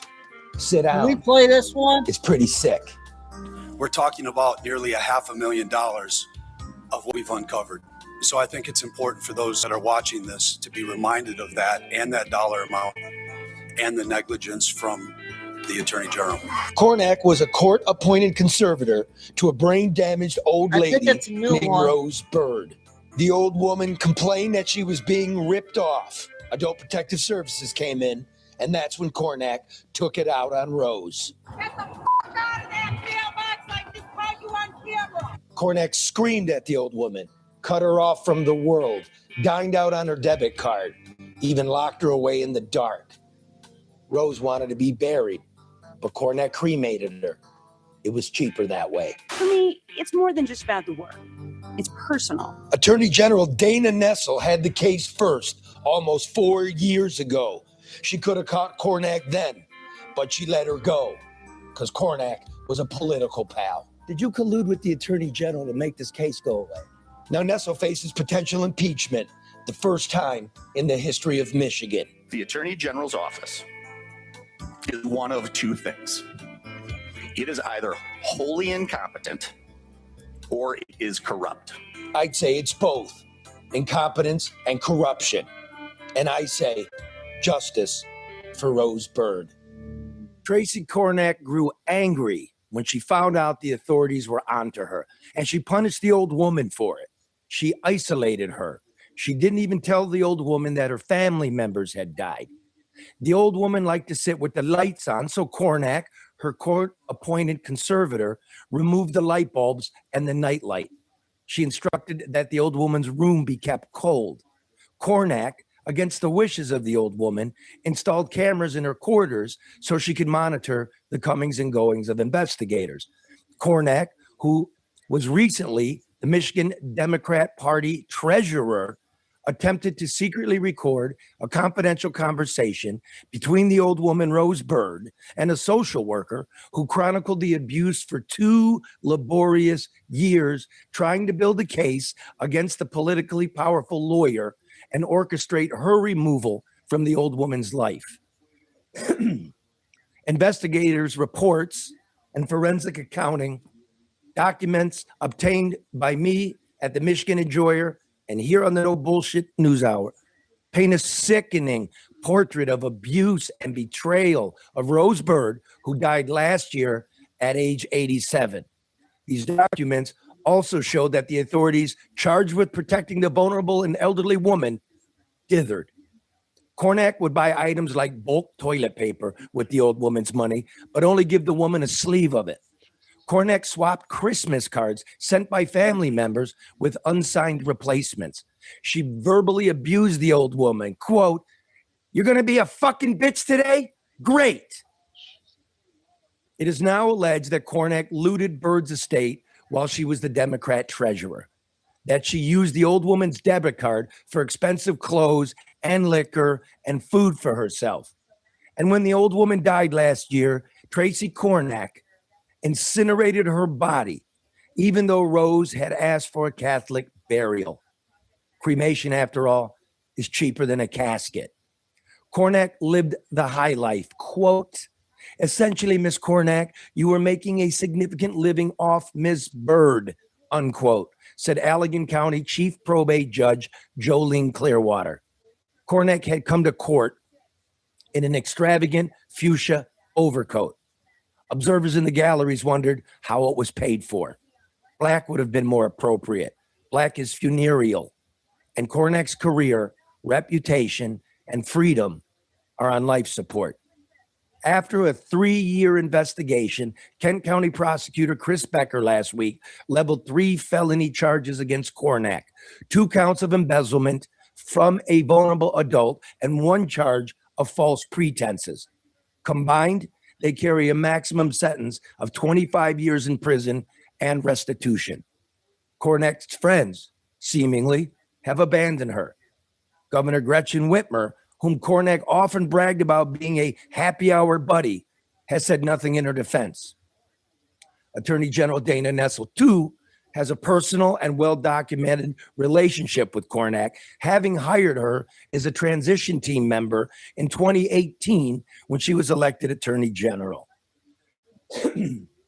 Kornak, until last year, was one of the most powerful Democrats in Michigan, tasked with handling tens of millions of dollars of the party's cash. Now, Kornak is a pariah. Looking at Byrd's case file, compiled by investigators at the Kent County Sheriff's Office and the state's Adult Protective Services, it seems all of it could have been stopped and should have been stopped well before Byrd's death. Six enforcement agencies watched in real time: the Kent County Sheriff's Department, Adult Protective Services, the county prosecutor, the Attorney General's office, the Michigan State Police, the Attorney Grievance Commission. Governor Whitmer, as you know, was fully aware. But Kornak was powerful. She was among the untouchables. Cross Kornak, and you could find yourself on the unemployment line. In one log, Stephen Conrad, the Adult Protective Service worker assigned to Rose Byrd, memorialized the call he had with Amanda Van Essen Worth, a special assistant attorney general attached to Nessel's office. And I quote, "The case was reviewed with Amanda," he wrote, in February 2025. She reported that because of the sensitivity of the case and the connection that Ms. Kornak has with government officials and the mystery surrounding the last people to blow the whistle on Ms. Kornak, that it was best to wait. With what is being reported, Amanda did not feel comfortable with filing in probate. Rose Byrd died 6 weeks later. And in the end, Kornak will probably face a jury, but there is Nessel's culpability too. In her capacity as Attorney General, Nessel had the original case against Kornak. Her office conducted an investigation that appears to be little more than sock puppet theater. I was contacted 4 years ago by Joe LeBlanc, right over there. At the time, director of the assisted living center where Byrd lived, Heather Hills. Byrd's room, board, and medical needs were paid by an insurance company after her catastrophic car wreck more than a decade ago. LeBlanc accused Kornak of concocting an ornate scheme to bilk the insurance company of an additional $50,000 for care provided to Byrd by Kornak's daughter, care that it does not appear to have ever been given. I wrote that original story in July of 2022. Nessel had no choice but to open an investigation. Curiously, Kornak called Nessel's chief investigator unprompted. That's according to the Attorney General documents obtained through a public records request. Kornak told Nessel's investigator that she was indeed withdrawing $50,000 from Byrd's accounts to pay her daughter, but was planning to replenish those funds once the insurance company sent the check. But the insurance company had already sent the check 6 months earlier, and that check was returned by Heather Hills, concerned it was all a scam. Nobody in Nessel's office, it seems, noticed the obvious inconsistency, or they simply ignored it. Now, with Kornak charged in Kent County, Nessel is attempting to cover her tracks since she is the subject of an impeachment investigation by the House Oversight Committee. As you heard earlier, the Attorney General's office is either one of two things, said Committee Chairman Jay DeBoyer. It's either wholly incompetent or it's corrupt. Or, in my opinion, it was both. Why? Because Nestle jumped an ethical firewall constructed by her staff to prohibit her from communicating with her pal Cornack. Again, according to internal Attorney General documents, not only did Nestle communicate with Cornack, she pushed her staff to send Cornack the active criminal case file against Cornack herself. The Michigan guy. Worse, the Attorney General's investigator never talked to Rose Bird, nor her caregiver, nor George LeBlanc. This needed to go away, Nestle implied to her staff in December of 2022. Quote, Ms. Cornack has contacted me regarding this matter. Mr. Redacted's allegations are apparently holding up a potential judicial appointment for her in Kent County. She has requested the documents from our investigation, unquote. Whitmer was going to make her a judge. And so the documents of a live case were indeed sent to Cornack. 2 weeks after that, the case was officially closed. But Cornack never got that judicial appointment. A few weeks after Nestle closed the case, a caregiver for Rose opened a bank statement of hers that had mistakenly been sent to the nursing home. Normally, all of the old woman's mail went directly to Cornack, even the family Christmas cards. The caregiver noticed a $30,000 withdrawal. When confronted with the statement, Cornack snatched it and shouted, "What's that? Give it to me. You don't need that. That's mine." That's when the caregiver approached Adult Protective Services with her suspicions. And that's Cornack. How do I say this? Basically, that's when Cornack really became abusive toward the fragile old woman.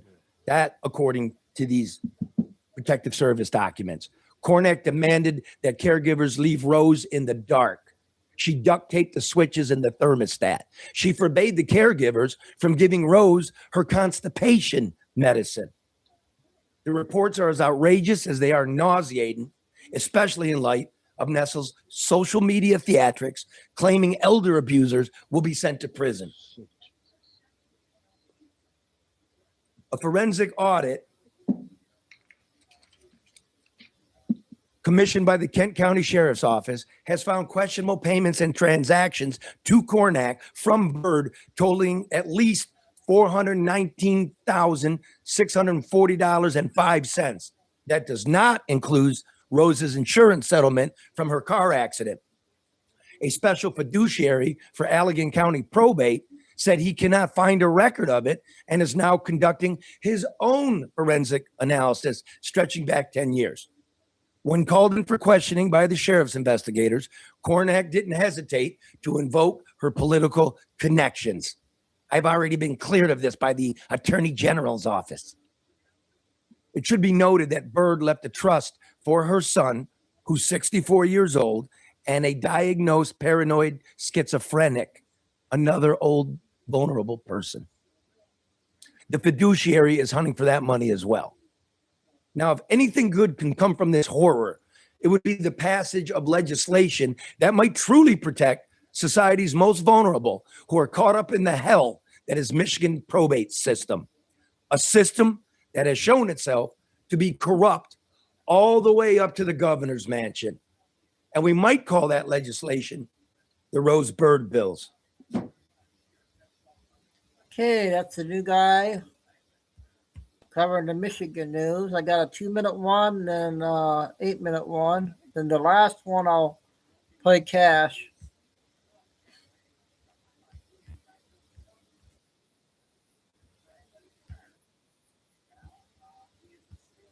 Is this a new one or It's old just one?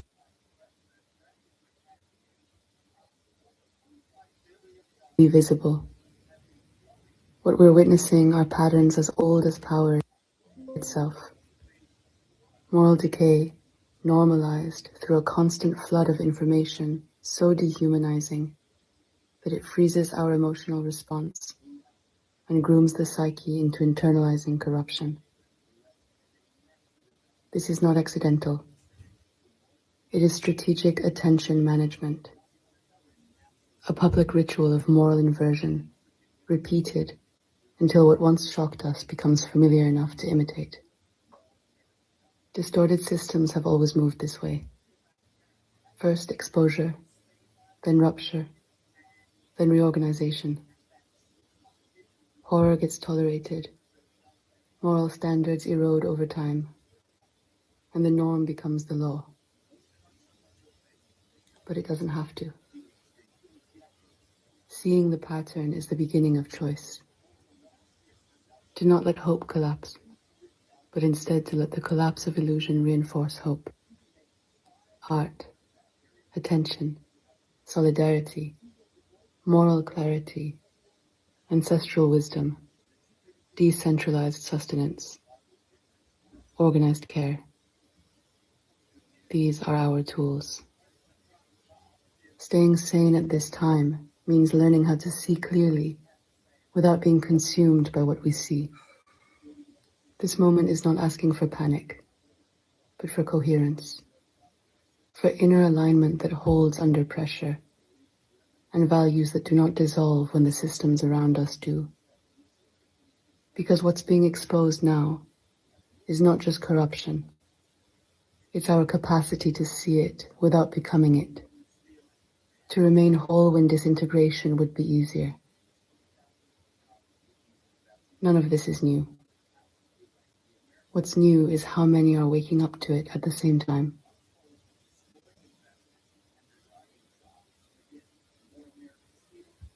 Okay, that was only 2 minutes. Thank you, Angie. Yep, I'll try to play those two all the time. Those are good, important ones. 8 minutes.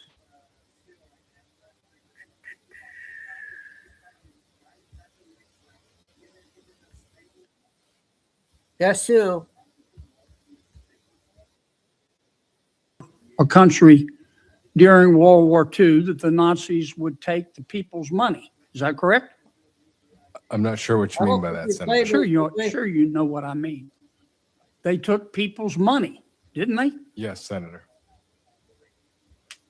And that includes the money of Jewish people. Is that correct? Yes, Senator. And the Nazis not only took their money, they took the hair from Jewish people and their teeth and sold them, didn't they? Yes, Senator. And they took the Jewish people's labor, didn't they? Yes, Senator. And ultimately, the Nazis took the lives of many Jewish people. This was 5 days ago, but they did, Senator. And the Nazis took all this money and put some of it in Credit Suisse Bank, didn't they? They did, Senator. Why did Credit Suisse take this money? Thank you for that question, Senator. UBS and Credit Suisse's conduct, behavior during World War II was terrible and shameful. Why did Credit Suisse take this money?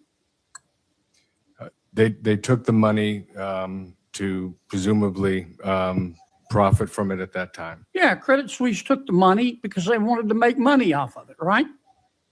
It seems so, Senator. And not only did Credit Suisse take this money, but Credit Suisse also helped many of their customers, Nazis, actually escape after Germany lost the war. Isn't that true? Through the rat lines, yes, Senator. Rat lines. They call them rat lines. Now, some in the Jewish community pointed this out to Credit Suisse. And Credit Suisse decided to hire Mr. Borowski. Is that right? Yes, Senator. And Mr. Borowski did his job, didn't he? He has, Senator. And in fact, he did his job so well that Credit Suisse fired him. Isn't that right? Senator, I wasn't a part of those decisions. Are you saying he did a bad job? We are grateful for rehiring Mr. Borowski, and he has done tremendous work. Come on, Mr. Borowski. Let's be honest here. You're under oath. They fired Mr. Borowski, they meaning Credit Suisse, which you now own, because he was doing his job, didn't they? I wasn't part of Credit Suisse at the time, Senator, so I am Do you unaware. believe in the tooth fairy? I do not anymore. Do you believe in the Easter Bunny? Not anymore, Senator. Do you believe that Jimmy Hoffa died of natural causes? I don't have a comment on that. Of course, Senator. they fired him because he was doing his job. And then UBS bought Credit Suisse, and UBS, kudos to you. You rehired Mr. Borofsky. Is that right? We did. And he's rocking along doing his job. Only he gets too close again. And UBS has decided to take some of the relevant documents. This is pretty slick, actually, and give these documents to its lawyer and claim attorney-client privilege. Isn't that right? Hey, Fire Eagle, I was telling everybody when I first started this morning that we're going to go day to day, try to get 2 shows, and there's so much intel that needs to get out since we're not hearing it on the news. And Jordan was saying the same thing. When there's a lot of news, something big must be coming. And so let's be alert. I know people, can't make it in because they're working and stuff. So, but yep, I started off with no one in chat, but then everybody started seeing me on. But I got this one, it's 8 minutes, and then the last one we're going to do is cash, 21 minutes. And back at 6. I hope 6 o'clock, unless something changes. With due respect, Senator, this is our investigation, which is being supervised by Mr. Borofsky, and we have provided cooperation. You didn't take these documents and give them to your lawyer because you wanted your lawyer to disclose them at a press conference, did you? You gave these documents to your lawyer to hide them, didn't you? Maybe I can. I'm not talking to you, Counselor. I'm talking to Mr. Borofsky. No, not to hide them, Senator. Oh, you didn't? Well, why'd you do it then? Out of the goodness of your heart? No, in the interest of justice? As my colleague mentioned, we've been fully cooperative. You haven't turned over these documents. We have not turned over the documents, Senator, because of the threat of litigation. Ah, the threat of litigation. Oh, I see. Now, Credit Suisse, before you acquired them, paid $1.25, I think, billion in damages to the Jewish people. Is that right? That was a collective settlement from Swiss banks. Yeah, but that doesn't account for any new evidence of crimes, does it? It does, Senator. It's for known and unknown claims, and the larger portion is for unknown claims. So that's what this is all about. You don't want to pay any more money, do you? No, the $1.25 billion is for known and unknown claims. So your position is that Credit Suisse, whose liabilities and assets you assumed, paid $1.25 billion, and you're not paying a penny more. Is that right? So we also paid. It was a collective settlement, and the But settlement your position is was final. you're not paying a penny more. Is that right? That is correct, Senator. It was accounted for. So that's in the what unknown this is claims. still all about, isn't it? The money. For It was us, about it's the about money finding the truth, Senator. when your predecessor took the Nazi money, and it's about the money right now, isn't it? I don't agree with that, Senator. Oh, I see. What could it be about then? Principle? The sanctity of the attorney-client privilege? UBS, look, I don't hate anybody, sir. I want you to know that. But we all have a record.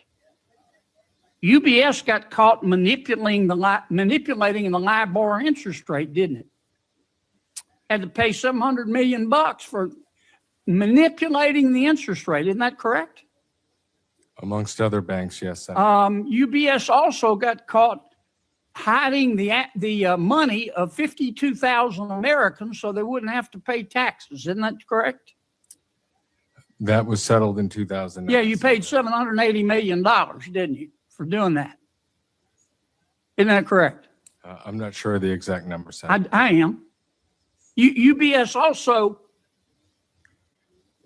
just in recent history, decided to debank people whose politics you didn't like, didn't you? No, Senator. UBS said we're not going to do business with firearm-related companies or oil and gas companies and coal miners and crypto financiers, didn't you? We provide fair access for. But you debanked these people, didn't you? How noble of you. How wonderful it must be to be more righteous than the rest of us. Here's my advice, and then I'm going to hush, Mr. Chairman. I appreciate your indulgence. I don't have anything against the good people at UBS. But the smart play here for you is to release these documents and let Mr. Borofsky finish his report and let the chips fall where they may. And then in front of God and country, if you owe more money, then by God, pay it. Because that's what this is about. It's all about the Benjamins. It was then, and it is now. That when the Nazis... Another good one from our favorite senator. So we got last one, 21 minutes, the first Cash video. We haven't played him in a while.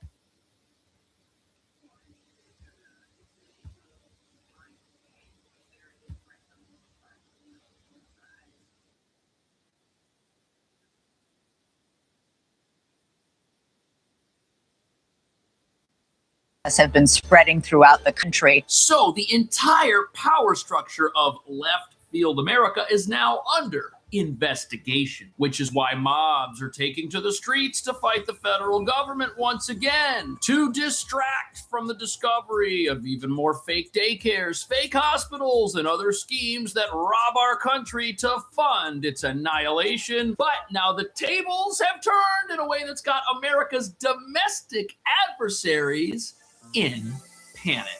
Huge protests from Texas to California, New York, to Minnesota. In North Carolina, students pouring out of school. They're human traffickers. They're trafficking beneficiaries. Ghost patients, sham companies, offshore owners, corrupt doctors, scamming billions for patients that don't exist and care they never provide. You can see an officer back there. He's alone, and they're just throwing things at him. I mean, it's just pretty incredible that these protesters have overtaken this, and there's no police. If you're a young parent struggling to afford childcare, there are programs that we have to make it easier for your kids to get in daycare, for your kids to get in preschool. Those programs should go to American citizens, not be defrauded. All of it is just paperwork. I could fill that out in Kazakhstan if I want. The United States government is funding this. We're 36 trillion in debt, or are we 36 trillion in fraud?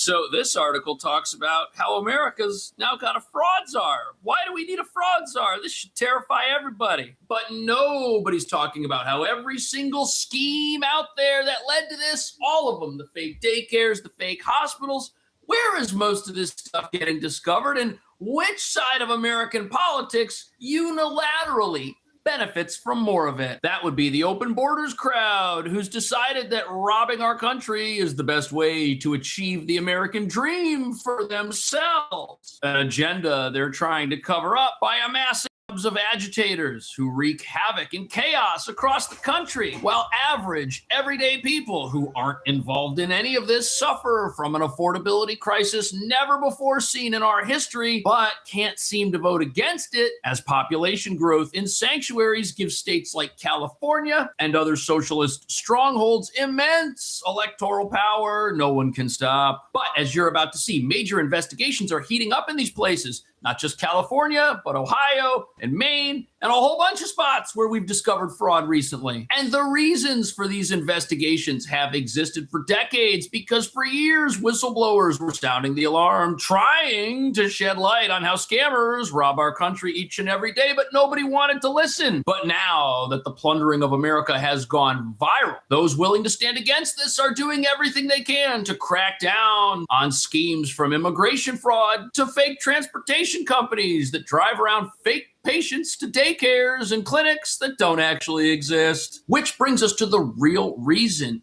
all of these mobs are taking to the streets, doing everything they can to stop these investigations. They're all happening in sanctuaries. They're all happening in places where there is an entrenched power structure that benefits from this stuff, and the mobs don't want to see that go away. Because if it does, there goes their power. There goes their stranglehold on America, which they hope to hold on to by claiming that they're peacefully protesting Trump, who's kidnapping their neighbors while violently destroying property and attacking police, all to protect fugitives who shouldn't be in our country and those who steal from America in order to enrich themselves somehow. But the reason this happens in sanctuaries only is obvious. Once you've got a power structure packed full of criminals and fugitives, the local population becomes radicalized, defending them like this.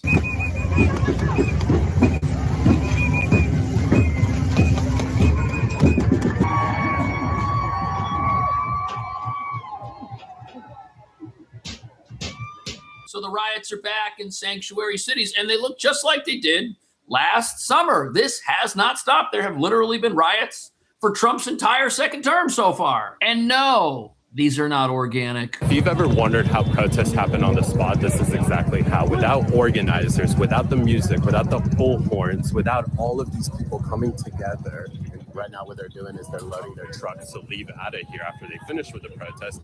None of the protests that you see that happen immediately after something happens, which is all the time now, wouldn't be possible. What's behind me is a combination of Party for Socialism and Liberation. We have Democrat Socialists of America here. Right, so these protests, they're not organic. In fact, they're the fakest thing since the fake news. There's nothing about them that is legitimate, yet we're supposed to see them and think these are average people who were on their way to the grocery store and just decided to pull over on the side of the road and combat the federal government. That's what we're supposed to think. But instead, these are a cover-up for what's really going on here, which is the massive industrialized fraud that includes the very protest apparatus defending it, which, as you're about to see, is also robbing the federal government blind. This other protester we secretly recorded talks about an organization called Make the Road New York. We've never heard of this organization, but apparently they have a budget of $30 million and they received $16 million in grants. We are in the wrong business, everyone. Can you imagine what Nick Shirley could do with $16 million? Can you imagine what James O'Keefe could do with $16 million?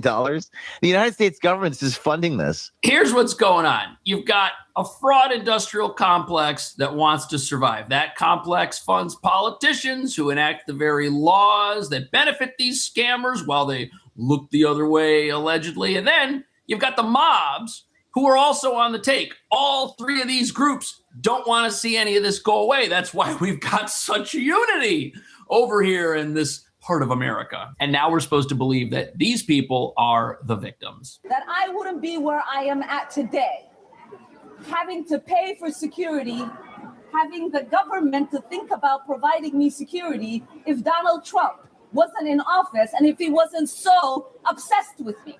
It is ironic that just last night, he was on stage moments before I was attacked. So here we have Representative Omar, who's under intense scrutiny as her $30 million net worth has gone viral. And she's allegedly the victim of all of this. She's the one who's been stoking the mobs, but oh, now she's a victim of Trump too. You see how this works? Here she is surrounded by anti-ICE rioters, claiming to be one of them, claiming to be just as attacked as they are, which of course they aren't. And it's America that's being attacked from every conceivable angle possible by those looking to disenfranchise the law-abiding. But while she says she needs security, which she already had at that press event where somebody rushed her, it's America that needs security from the mobs that just will not go away. Look at this. Pretty incredible that these protesters have overtaken this, and there's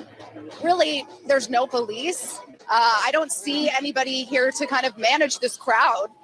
So like I was saying, this is at the tail end of a very long day. Zero police, no local police. And that's how these local politicians help the mobs. They have their own police disappear so the mobs can destroy everything and attack the federal government in a less than peaceful manner. And this is happening in California, where the National Guard needed to be deployed earlier this year. Yet these mobs, these rioters, they don't see anything wrong with this because their leaders have told them that the only criminal in this country is the one in the White House. As the last thing any of these sanctuaries want is for their schemes to get discovered and shut down, which would destroy the entire fraud apparatus controlling parts of America. However, even though we've got politicians like Representative Omar who are worth $30 million and are out there claiming to be victims, that victimhood status is something that all of the rioters and protesters out there somehow share, even though they live in America. Believe what you see, not what you're told, not what you hear. Take the evidence and make your own judgment about it. And know that we are all people and we are all oppressed. And we have to stay together and believe the truth and find it together and stand together. So the people marching across this country who've got iPhones and money and unlimited access to things like food and transportation and communication, these people say that they are all oppressed. Really? That's what's fueling these protests? Angry people who hate our country and think that they're somehow victims of it, even though they benefit from it each and every day. These are people who benefit from the safety ICE brings them by deporting dangerous fugitives and gang members. These are people who benefit from investigations that shut down fraudulent companies, robbing America, making life less affordable for all of us. And they don't even realize it. But what most people don't realize is these fraudsters, the way they're ripping off America happens in ways none of us have ever thought of. Hey, Dana, you have ghost patients, sham companies, offshore owners, corrupt doctors here in LA scamming billions for patients that don't exist and care they never provide. Wonderful. Now, many seniors don't even know they've been enrolled until they need real medical care but can't get it because the hospice controls their Medicare number. What a great system. They're human traffickers. They're trafficking beneficiaries. Wow. Hospice fraud in LA.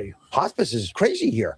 You've got hospice that's grown 7-fold in the last 5 years. They represent about $3.5 billion of fraud, we believe, just in LA County. We are ground zero for the scammers. Sheila Clark says hundreds of LA hospices falsely bill the government for unnecessary care. Wow.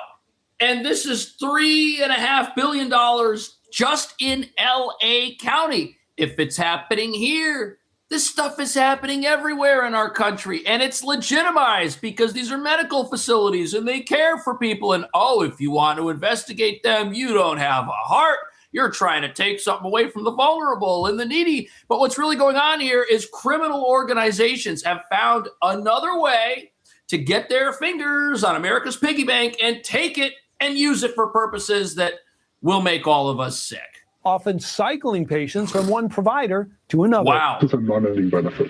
That hospice is making, $4,000 a month, indefinitely. Patients are bought and sold like trading cards. Ads tell recruiters to post up at busy shopping centers or senior living addresses to knock on doors. They promise patients walkers, wheelchairs, and can earn $300 for any senior over 62. Why get a real job in America if you could just live in a sanctuary city that doesn't enforce any laws, doesn't check up on these places, doesn't bust these people lurking around the shopping mall or the senior center trying to sign people up for stuff so that they can get paid? Go there if you want to experience the American dream. But what's really happening here is these criminals are stealing the American dream while our country goes into debt, while regular, everyday, average people can't afford basic things that programs like this are supposed to provide. That's the worst part about it. We got an affordability crisis in this country that we've never seen before, and the programs to help the law-abiding deal with that are gone because they've all been taken and stolen by scammers. If you're a young parent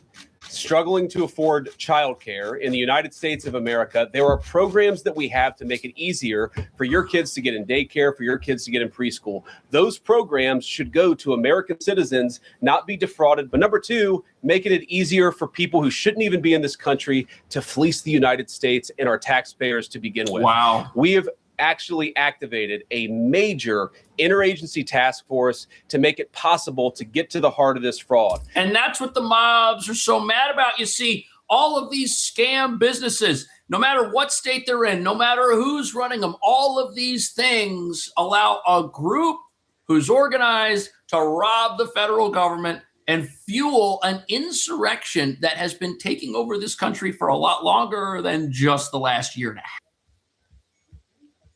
Yeah, Lori, well, I said everybody at the beginning that I'm going to try to do 2 shows now because there's so much intel, and that means it might be something happening soon, and got to get all this intel out for everybody to see. And Jordan was saying something about if something big must be happening soon, but each day is gonna be different times, so but on the 2 shows. So this is the last one here, about 10 minutes left, and I'll be back at 6. Half. And you know something? If you want to go to a daycare and that daycare is getting government money, but it's completely empty, and you want to sign your kids up and they tell you no, the reason that they tell you no isn't because they don't have space in the daycare, or the reason the hospice can't take any new patients isn't because they don't have space in the hospice. No, there's just so much fraud going on in that place that if they bring in one more patient, the criminals running it are thinking to themselves, gee, we might get shut down. We might get investigated because we're already billing this much money. If that gets any higher, man, they might really come for us. I got one more. Levels low. That's the agreement these places probably all have with each other. Nobody wants to raise any suspicion, but this is all very suspicious, as you're about to see. $300 for any senior over 62. They sign up, sick or not. The entire job is to go and find seniors that they can get money for. Those patients and their Medicare numbers are then sold to providers. Wow. A Medicare MIB number is more lucrative than a credit card. Wow. How much money are federal taxpayers being taken for? Millions, billions. It's better than a These credit Russian card. Armenian gangs, mafia, that are leading a lot of these efforts, we believe, have been able to corrupt and work with doctors who are willing to lie. If you don't have the position, you don't have anything. Wow. One doctor billed the government $120 million in a single year, claiming to oversee 1,900 patients. Wow. 1,900 patients, $120 million a year, and America just paid for it. Sure, you've got patients, you've got their Medicare IDs, looks like everything checks out.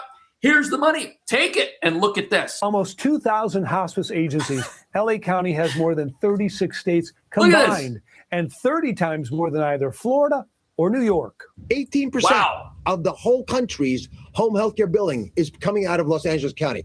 How is that possible? Because people like the governor of this place don't care. People like Governor Newsom in California, they see stuff like this going on, and they turn a blind eye to it. They don't want to look at it. For some reason. Same thing with Minnesota. Same thing with all these sanctuaries where you see the mobs on the street. The leaders of these places are being fueled in some capacity by these scams. They may not be directly involved, as allegations suggest some elected representatives are, but they directly benefit from it because they're the ones passing these laws that enable these scams and these schemes in the first place. And it's up to the states to regulate how government money gets distributed, which is weird. You've got a state like California who is responsible for spending the money of taxpayers in Florida, and it goes right to scammers. What a great system. And take a look at this map, a cluster of 287 hospice providers in a 2-mile radius. Wow. Some in strip malls, unmarked buildings, even a wrecking yard and vacant lot. That's your $19 or $120 million hospital right here. It's vacant parking lot. Absolutely insane. But the only way for this to happen is for the same stuff that was happening in Minnesota to happen here, but to be 10 times worse. In Minnesota, nobody was going to the fake daycares to see that their doors were locked. There was no lights on. There were no cars in the parking lot. But then average people went out there with cameras and filmed it, and the whole country woke up to this kind of thing. The fact that you got a vacant lot right here that's billing the government money, even though there's nothing going on there, is absolutely ridiculous. But this just goes to show you, you've got somebody at a computer who doesn't really care about saving our country anything, and they see that there's a number, and they see that there's a hospital, and they see that there's all the licenses, and they say, hey, no problem. It doesn't even occur to them that this could all be happening in a parking lot somewhere, which is why you've got to wonder why America even has systems like this to begin with if they're so easily defrauded. These are bad systems. Caring for people's not bad, but a system like this is terrible. Religious paperwork. I could fill that out in Kazakhstan if I want. That's crazy. And get a hospice license waiting for me. It's real human life and it has consequences. The problem, says Clark, once a beneficiary's number is assigned to a hospice, that patient can't get care anywhere else, including a hospital. We need to listen to these people when they say, I've been scammed.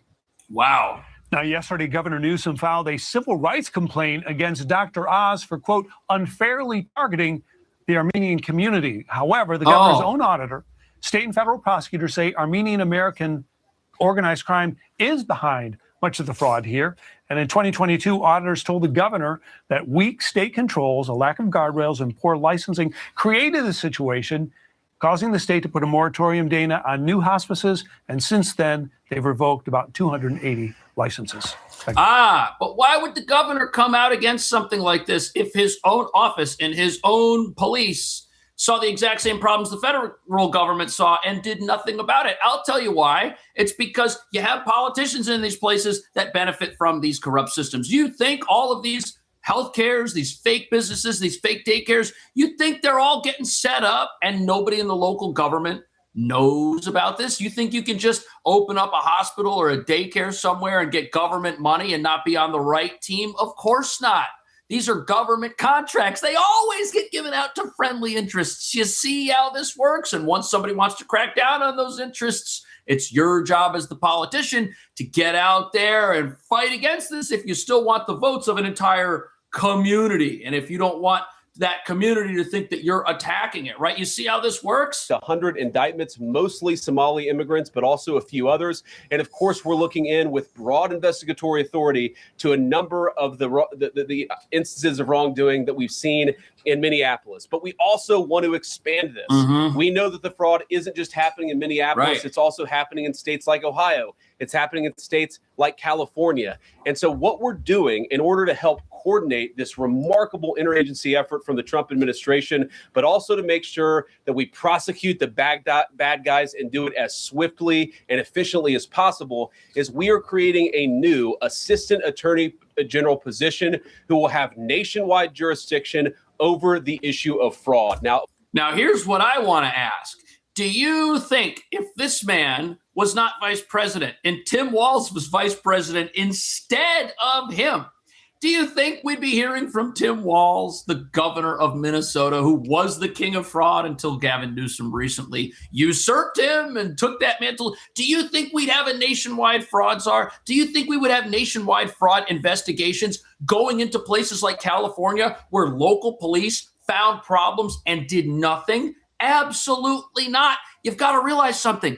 Every single vote against corruption and fraud in America is very important. The country came this close, one election, from being totally plundered and robbed in ways that we were never going to find out about. And if that kind of thing happens, it's not going to be long before things in America change in an irreparable manner. The fraud is going to get so big and become so widespread that it's going to take over all 50 states, not just the ones that vote against any type of accountability whatsoever, from illegal immigration all the way up to a fake hospital in Maine with all these clinics inside of it and zero patients. That's what I happen to think. What do you think? Okay, that was the first cast video. So hopefully with the two shows, I'll be able to do one per show, his videos. So two new ones just came out. That lady had 4 minutes and Trump spoke. This came out. So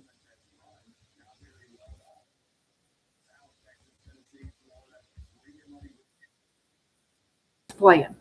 In the year 64, the Roman Emperor Nero gathered up the Christians that he could find and had them wrapped in flammable materials, dipped in tar and dipped in wax. Then he had them placed on high poles throughout the city and lit them up to use as human torches for the festivity games that he had. Now, you may ask yourself, why did he do this? First of all, he was a very cruel and horrific emperor. He literally ran Rome into the ground within 15 years. There is rumor that he actually burned his own city so that he would have an excuse to do this to Christians. I want that to sink in for a minute on what a leader would do to his own country, to his own people that lives in that country. And then I want you to think about something. We have Olympians representing America. That is a privilege, not a right, to go to the Olympics. And you go to a country that's not America, Italy, and you run America down. We have the all-American tradition, football, and we have someone perform on the half show that plays in Spanish, where 99.999% of the people there don't speak Spanish. And that is looked upon as, okay, get over it or learn Spanish. We have apps that actively shadow ban and limit what conservatives can say, including this one, which I believe is the worst app out there. I myself am now being shadow banned. So conservatives are not allowed to speak what they want to speak. They are being told to be quiet. They are being shut down. They are being shadow banned. I want you to ask yourself, how many liberals on this app have you seen that have wrote on their post, this is my 6th account, this is my 8th account? You don't see liberals writing that on their accounts. How many conservatives do you follow that have a huge following that you see them saying, this is my 2nd, 3rd, 4th, 8th, 10th account? Ask yourself why. We have one man that has done everything he can to try to save the country. And I believe that no matter what, this country cannot be saved. And I am not here to bring doom and gloom, but it hit me like a ton of bricks yesterday. When we are at the point, when we have people here celebrating the fact that the cartel is going after the ICE agents and they are cheering on the Mexican cartel to take out American citizens who are trying to remove criminal illegals, we're done for. That's just it. We have people in the street waving flags from other countries, celebrating that country when that country's people fled from that country to come to our country. But now you're flying the flag that you came from. None of it makes sense. You can't make it make sense. I believe that we will lose the midterms. And I hate to say that. I keep telling you guys to vote, and by God, you need to vote. I don't think that this momentum can be stopped. I'm watching everything unfold around us, and evil is good and good is evil. Conservatives, you better pay attention to history. You better pay attention to what happened to people in history in the past.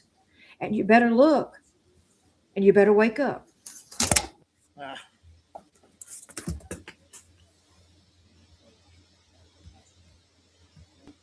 So that was good. She did something there at the end. So that just came out, her new one today, and I want to finish off with President Trump with a 4-minute one.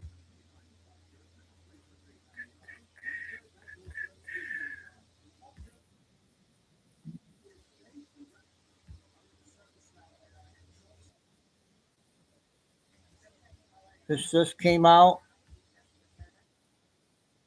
From Washington corruption once and for all, and corruption it is.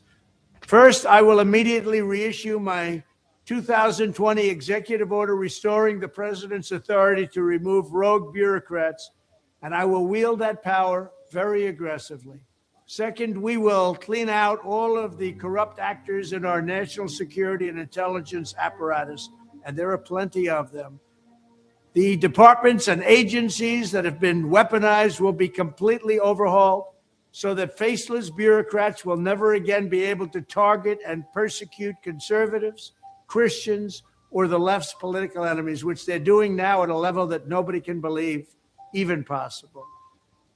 Third, we will totally reform FISA courts, which are so corrupt that the judges seemingly do not care when they are lied to in warrant applications. So many judges have seen so many applications that they know were wrong, or at least they must have known. They do nothing about it. They're lied to.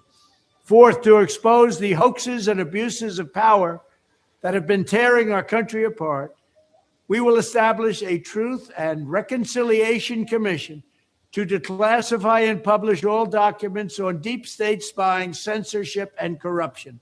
And there are plenty of them.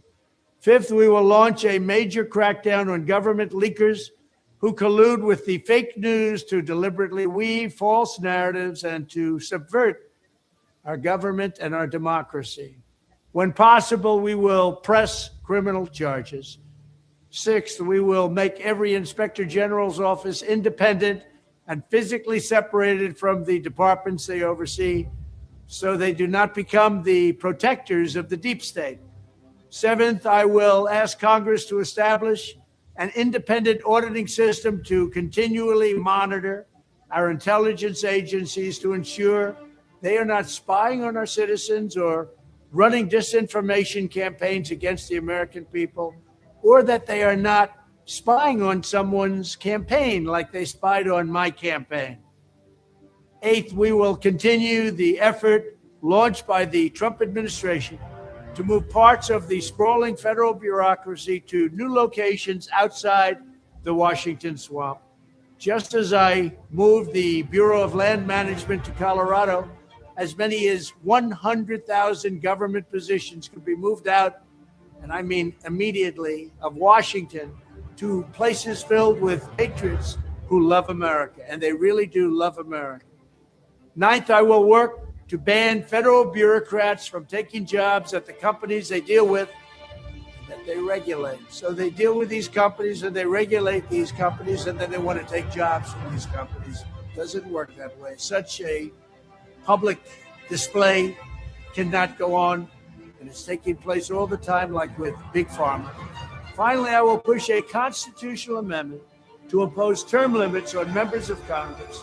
This is how I will shatter the deep state and restore government that is controlled by the people and for the people. Thank you. Here's my plan to dismantle. Okay, that one just came out, you guys, about a half hour ago. Thanks, Michael. Yep. So we'll take a break, come back at 6 with more good intel. Everybody have a good afternoon. Lucy, thanks for coming in, listening from work, everybody. Tim, Flying Eagle. Hopefully Ann will be back soon, taking a break. And Kay, I text her, she must have gotten busy today. So, yep. Let's stand by. Each day is going to be at different times. And my boss, please hit like and make sure, you guys, to check the description box for the backup channels. We've got to get people over there to sign up on the backup channels. Thanks. God bless. Stay safe. Stay strong. Keep the faith. Never give up. And signing off for now till this evening. Chico Dude. See you soon.